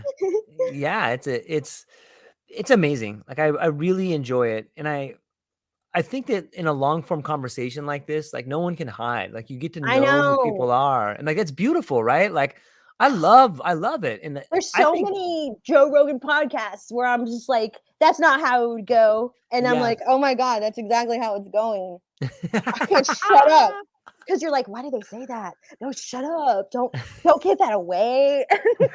And then you're doing it. Yeah. And people love you for it because they realize like that person is just like me. You know, they say this Yeah. thing or they do that thing or they had this thing happen. But it's amazing. I'm so stoked for the future that we have. And I'm so stoked for the world of psychedelics. And more Me than too. that, like I'm so stoked that there's people like you out there that have a background in trauma that are willing to leverage that background to do what's right for other people. Like that to me is like the true definition of somebody who cares. I love it. I'm super stoked for you. Thank you. I didn't mean it to sound like that. Like, I gave up my nursing career because I don't think it did. I don't think it sounded like that at all. I'm I think doing it's a it because natural progression. the Matrix pushing me out. Like, there are Yeah. a lot of my patients would love to have me as their nurse again, but Yeah. legally, it's like she's talking a lot about mushrooms. Let's look into her, and then Yeah. boom, there goes my license. And it's like I don't want that to happen. So I've been put here. I've just been in this address forever. It feels like no, for almost 2 years now. My God, 16 months and counting. I I think grew that up here. I grew up here. yeah, Sorry. that's okay. I think That's that's how why the I'm world like, works though. Like, you know, it pushes us. We're moved by words and forces that we don't understand, and we're put in these positions and we think it's our fault. But after you start taking mushrooms or psychedelics, or you begin a relationship mm, with a heightened state of awareness, you realize you're not even driving this thing. You're just reacting to it. And in some ways, you should just be thankful for what you have right now, because you don't know what's going to happen. You could win the lottery tomorrow, or you could get hit by a car. yeah, Nothing could happen. But the fact that you're in a tough spot right now, and I got news for everybody. I got good news and bad news. Is the bad news is I'm sorry you're in a tough spot. The good news is if you're not in a tough spot now, you're going to be in a tough spot. Like it happens to all of us, and it's an upgrade. yeah, It's growth. It's moving forward, and it's something yeah. that you may not understand at the time, but you can begin to understand as you work through it. Right? That's what. Yeah, I always ask people, how are you coping in life right now? Because Good that's a question. better assessment on what's really going on with them. Because Mm-hmm. everyone's going through stress. Yeah. It's how they're managing that stress. Are Yeah. they biting everyone's head off? Are they drinking a lot of alcohol? Are they having a lot of Mm-hmm. sex? Are they eating a lot of food? Like it's just like that's the kind of it's like okay, uh if you want to cope through that better and you want help, I can guide you to meditation. That's Yeah. as a nurse, you're supposed to start with treatments as non-invasive first. Yeah.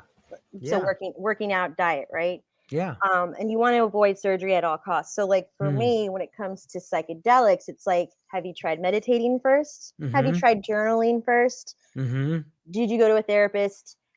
And then it's like, okay, if you're gonna do this, and I'm not pushing it or advocating it, uh, then they go through with the psychedelic. But it's like Yeah. you can still get to those heights with meditation and breath work. But if you're impatient like me, has a lot of Mhm. trauma, you might just need the mushroom. Yeah. Or the Let's just jumpstart this thing. I've had acid and Mm. okay, this is my take on it, right? Okay, let's hear. Okay, so like this is mush like when you're on a mushroom trip, Mhm. it's like this. Mhm. And then with acid, it's Waves. like acids, it's like you're like, wait, I'm back in reality. I did not like that. Oh, okay, It's so long too. Like I said, it's like a long I time. I think hope like you got 8 or 10 hours. I woke up, I was still I'm still Yeah. tripping. I was like, no, because when you wake up from mushrooms, you're like exhausted and you're like, I went through the battle. Yeah. I'm amazing warrior. But after acid, you're like, you're still. I took patches for a walk and the tree trunks in the ground, you know, Mhm. peeping out of the ground were alligators. So that was surreal because I thought it was normal. I thought it was completely Mhm. sober, and then I saw that very crisp. I'm like, that's not mushrooms. Yeah, Yeah, yeah. you don't get that with mushrooms. Yeah, exactly. Mushrooms is Exactly. like, here's your window, and that's it. And like Mhm. anything can take you right out. Your Yeah. mom pissing you off can take you out. Mhm. So I was like, I'm gonna have an experience, da da da da da. And then one time, the last time I did it, she took me out because She just wanted to have an attitude. And I was like, damn it, there it is. Mhm. And so I just started drawing, let it go. But I haven't had a big trip or anything since the nightmare on New Year's Eve Mm. last year. So, and then I've only tripped like twice this year. So Mm. you don't like, so last year was the Yeah. dedicated craziness of doing them extensive, a little bit, Yeah. like probably 2 big doses a month. Yeah. So, but that I'd stopped in December, and I've just been healing without Yeah. them, really. Not Yeah. even microdosing. I'm just eating and living. Like, I'm like, Yeah. I'm like, I can get through this, but also because I just don't want to. I don't need to. Yeah. I meditate all the time. Um, and yes, I do have THC, but it's not going to, getting high is not what people used to think it is. It's just like, for me, my back doesn't hurt, and then I can Mhm. so Yeah. but yeah, so just THC and attitude and being outside for 2 years almost. I mean, I sleep in my room, but I'm out here all the Yeah. time. So Yeah. I haven't gotten, knock on wood, but I haven't gotten sick since 2019.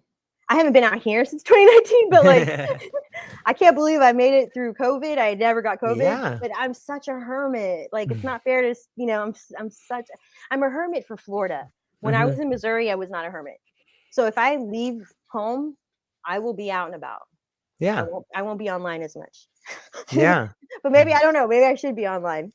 Who I don't knows? know. Who knows where you'll be? You could be both. You could be Get outside that and woman online. offline. Yep. This is not my normal hair. I'm usually just jet black. I just have jet black hair. But last summer, when I was going through it, I was like, I'm gonna do purple, and so I bleached my hair, and then it was purple. And then when it was coming out, I was like, wow, I've never seen me with blonde hair. I think Mm. I'll do it again. And then this time she did caramel, and I'm like, I don't know if I like caramel. I'm just gonna let this grow out. But otherwise, I don't do maintenance. Like, I don't do Right? this stuff. I'm not a normal um effeminate female. I'm a masculine female. And so it's hard for me to, like, I'm not bisex. I could be. So much is changing. Like, I mean, seriously, I'm like, Right. I'm like, whoa, like, God, look at her, like, just, women are just like the fairies. Yeah. That was when I crossed over. I was like, I understand why women are so, I understand. And it was this light post that I was staring at, and Mhm. it was naked fairies. Mm. Their breasts and their everything was perfect. And they were just Yeah. flying around, and I could understand what falling in love with a woman's body was like, what it Mm. meant in that state of mind. But after that, I was like, same. I'm like, Yeah. I'm still, I'm still attracted to in a straight way, but I just think everyone's female. Like, Yeah. I'm like, It's yeah. everyone Well, we needs to got be both female. energies, I think, and Yeah. it's really hard to not be attracted to a form of perfection, and Oh yeah. whether it's male or female, or whether it's a dog, or whether it's the architecture of a building. Like, when we see a form that has just all the right angles on it, or has all the right symmetry, we're like, wow, that's beautiful, Yeah, you but know? don't you think the whole world's obsessed with women? We are. We Yeah. are. We Yeah. are. Like, that's what, I mean, it's what sells, but it's because it's what motivates us. I mean, they're always Yeah. telling little boys from the start, you got to have the car. If you Hmm. don't have looks, if you don't have, you got to get. So Yeah. everything's geared for the girl. Because And it's then life, like, right? A woman is the only being on this this, planet that can give life, I so why know we're, we are everything. I Yeah. feel, I understand that now. I was, well, back when I was an atheist, and I was like Hmm. bitter and negative about everything. I didn't think like this, but Yeah. women are, Yeah, it's true.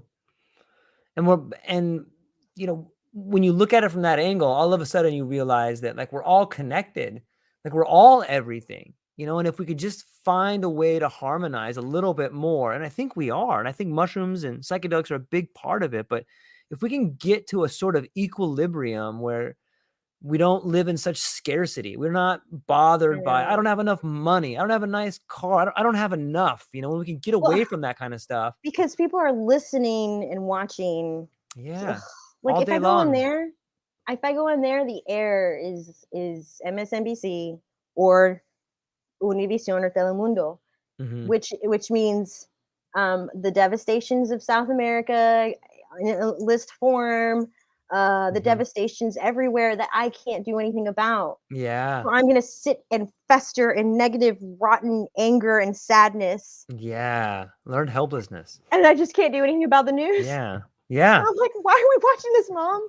She's like, Yeah. but it's so, look at those people. I'm like, we can't do anything about Yeah. it.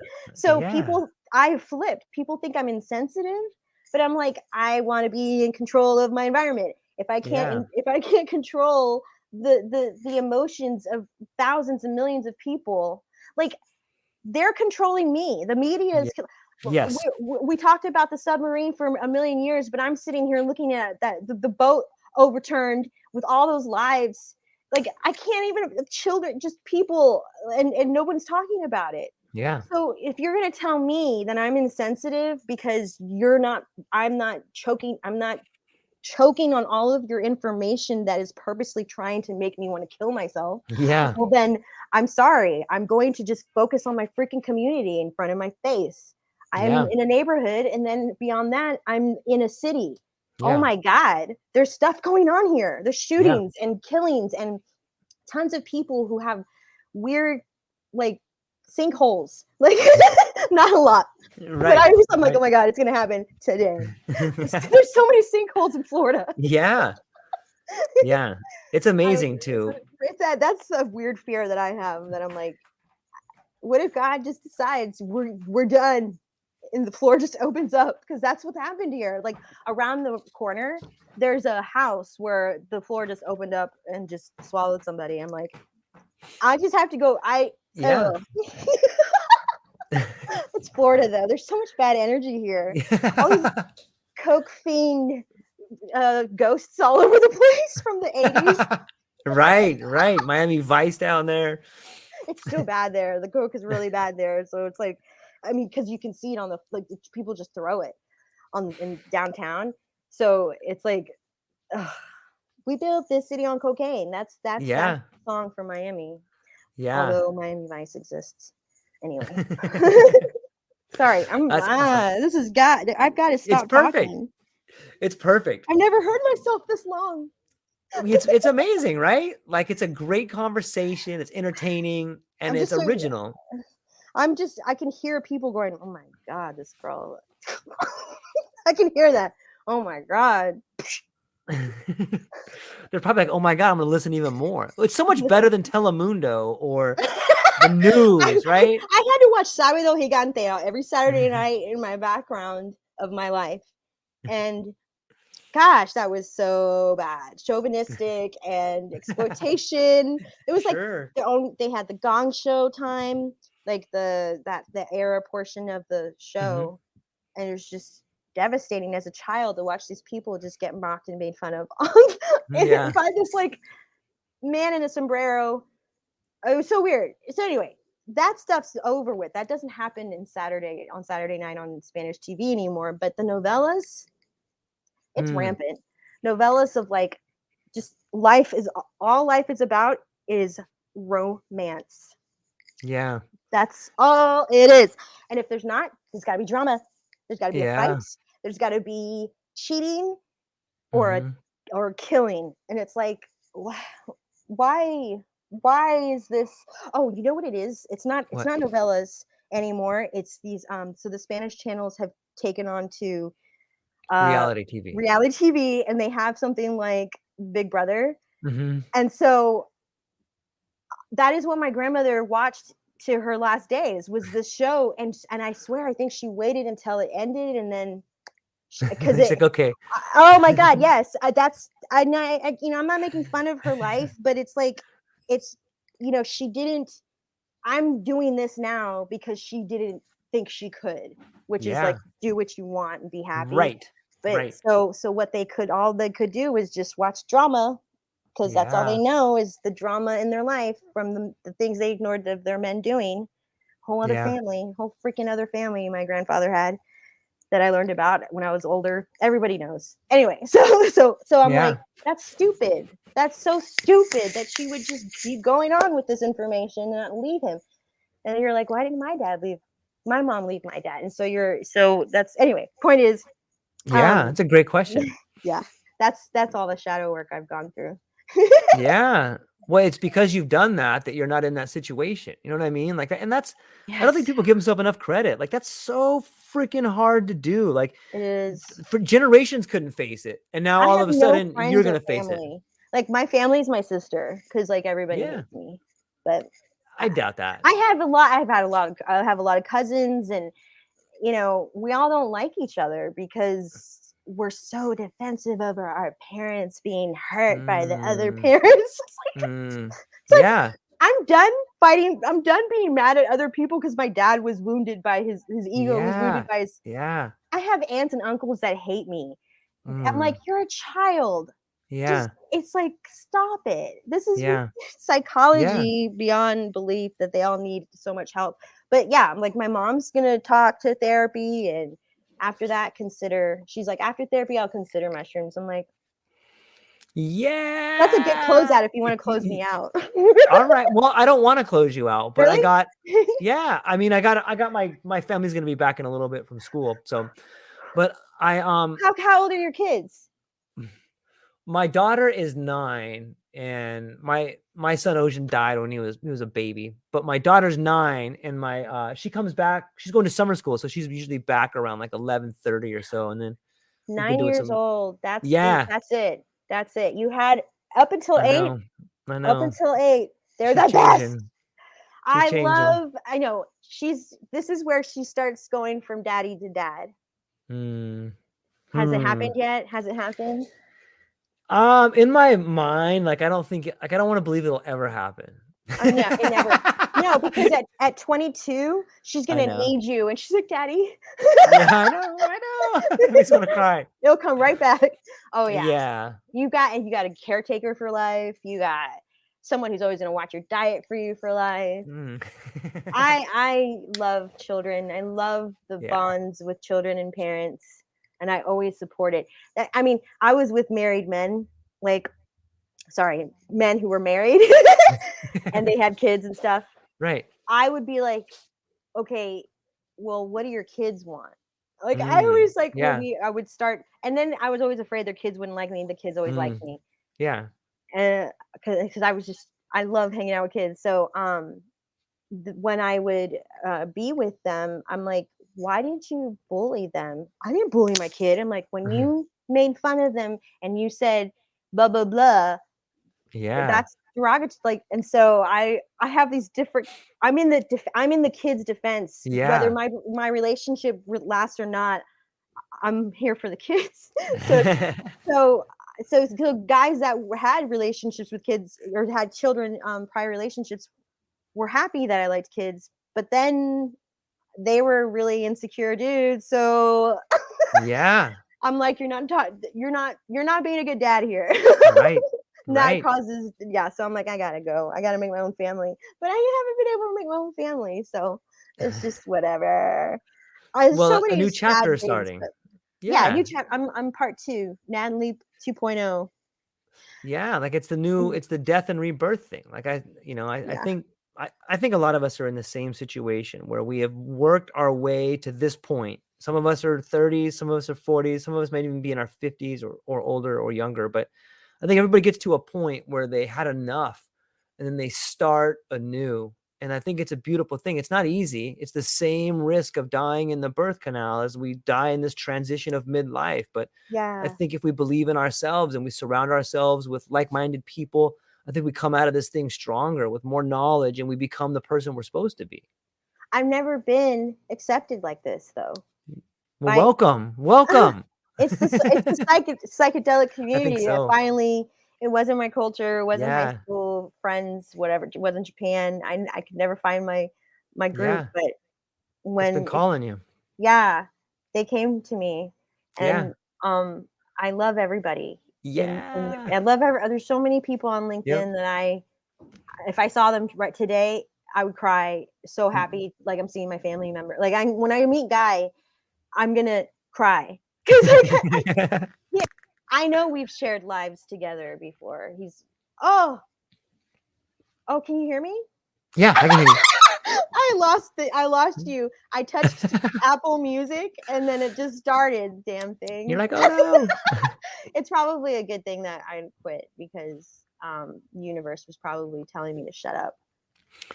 Well, I think sweat. All these little the little hairs that I try to hide are starting to come out. Classic. All right, Natalie, I'll let you go. I'm super thankful. This is a really incredible time, and I love talking to you. And this is a lot of fun. I think we learned a lot. This is And a lot of footage, a lot of time spent that I'm gonna look back at and rethink and be obsessively critical over. There's a lot. I can't wait to hear about what you think about it after your next trip, because I know you're gonna trip and be like, oh my God, I said this, I did that, right? But I think you're also gonna be like, oh my God, I'm so stoked I said that. Yeah, that was such a good point. Oh my God, I can't believe I said that's so cool. I think you'd be saying stuff like that. No, I'm gonna be like, I told the world that I love my family. I hope they know that I love them, and I'm rooting for them to get through the weirdness of their lives that I know that they experienced, because I did, and now I'm just happy with it, and I don't have to control everyone around me to do it. Yeah, that's a great way to do. I love your family too. I'm so stoked that they created you, because I think you're doing a lot of good in the world. I think you're helping a lot of people. My dad is a lot in, like, I have a lot of my dad. So awesome. The good parts, right? And the parts you're working through. Not the Sopranos part. I mean, when I get mad, yeah. But I don't get mad like that. Yeah. I keep things too silly. So before I let you go, Natalie, where can people find you? Is it your LinkedIn? I know you have your own website. Is that up and running? Where can people find you? Well, I try to, like, if you go to my website, it's like, I can do this for you. I can facilitate, but people haven't really contacted me. So I'm like, I'm not going to market myself. It's so fake for me to, like, people can do that. People can be like, hey guys, this is the Natalie channel, and what we're going to talk about. Not me. I'm like, okay, I feel like this today, and so I can't market myself because I can't lie. I can't lie. I feel like I'm lying if I'm like, hey guys, you want to come to my page? Yeah, I can't. So I'm like, I can't do sales. If I want people to come talk to me, if I want for people to find me to come talk to me, I will have to go get another freaking degree. I have 3. I don't know how to do things authentically. I don't like to beg for people's money or attention. It's not me. My dad was a salesman and killed me. My dad nearly killed me so he could be in sales. I hate anything that has to do with sales. It's a nervous PTSD thing. So I'm never going to make money. I'll always be poor. It's fine. I'm fine. People can get a hold of me right now on stupid Instagram and talk to me if they want. And I'm writing for psychedelic support, not personal blogs or anything. It's a breakdown of research that I find online of psychedelics, important health matters. And I'm like, wait a minute, why does this happen? And why does that happen? And then I formulate it, and there have been that was what I was going to say, was like, when it got cut off and I was telling you how in love I am with Guy. So yeah, this whole moment has led up to psychedelic support changing my life forever. I could die tomorrow, but I wrote for psychedelic support. That's how it feels, because Ali Fiducious, I don't know, if I could be a woman, I can't explain it. Like, I didn't have the best female, role models. So when I find a strong woman that I am so in awe of, you can't get enough. And then they email you, and you're like, oh my God. So I've never had these emotions, because I've always been so afraid of, like, finding love. and now I'm like giddy and nervous and crazy for getting emails from work. Yeah. And just I cry to like Guy, you know, like someone I'm not romantic with because he's gay, and I don't know where I'm at. I'm very straight right now, but I want to be cool, but I'm not that cool yet. I'm still afraid of girls. Anyway, but yeah, so that's the thing. A platonic relationship where I could just so tremendously love somebody and not fear anything that I have to reciprocate, give them things. That's all part of the narcissist toxicity. So that's people can really recover with mushrooms. So I really want this for everybody. Thank you so much, George. Are you kidding me? Thank George, you. you're amazing. Well, that feels good. Thank you. You're so patient. You're a great father. Holy cow. Very good father. Because you just gave me all this parental attention I've never gotten. Paternal attention. So thank you. Absolutely. It's kind words like that that make me want to continue to do what I'm doing. And I'm thankful to you. I'm thankful for our conversations. And I'm thankful that we can put something out that other people can learn from. You know, and I think that's such a beautiful part of relationships. It's so much better. Don't bunch Hispanic people into things anymore. We're going through a lot.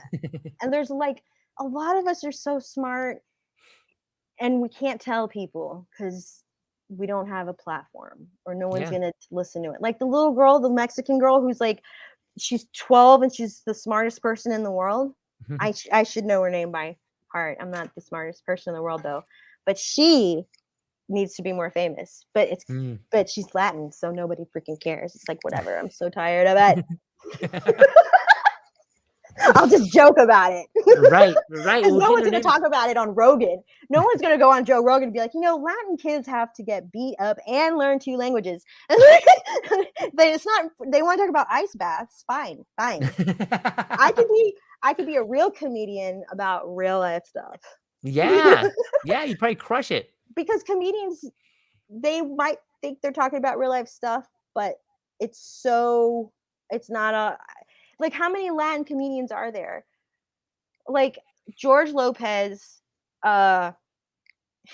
see? I can't think of the other guys I've seen. Yeah. So anyway, maybe I should be a comedian. Is that what this is? Oh God. Maybe. Yeah. I can't do anything without laughing or making a joke out of something. So it's a good way to go through life. It's a good way to see the world. Yeah, right? It is. Okay, I'm gonna let you go, George. Please just hang up before. All right, Natalie.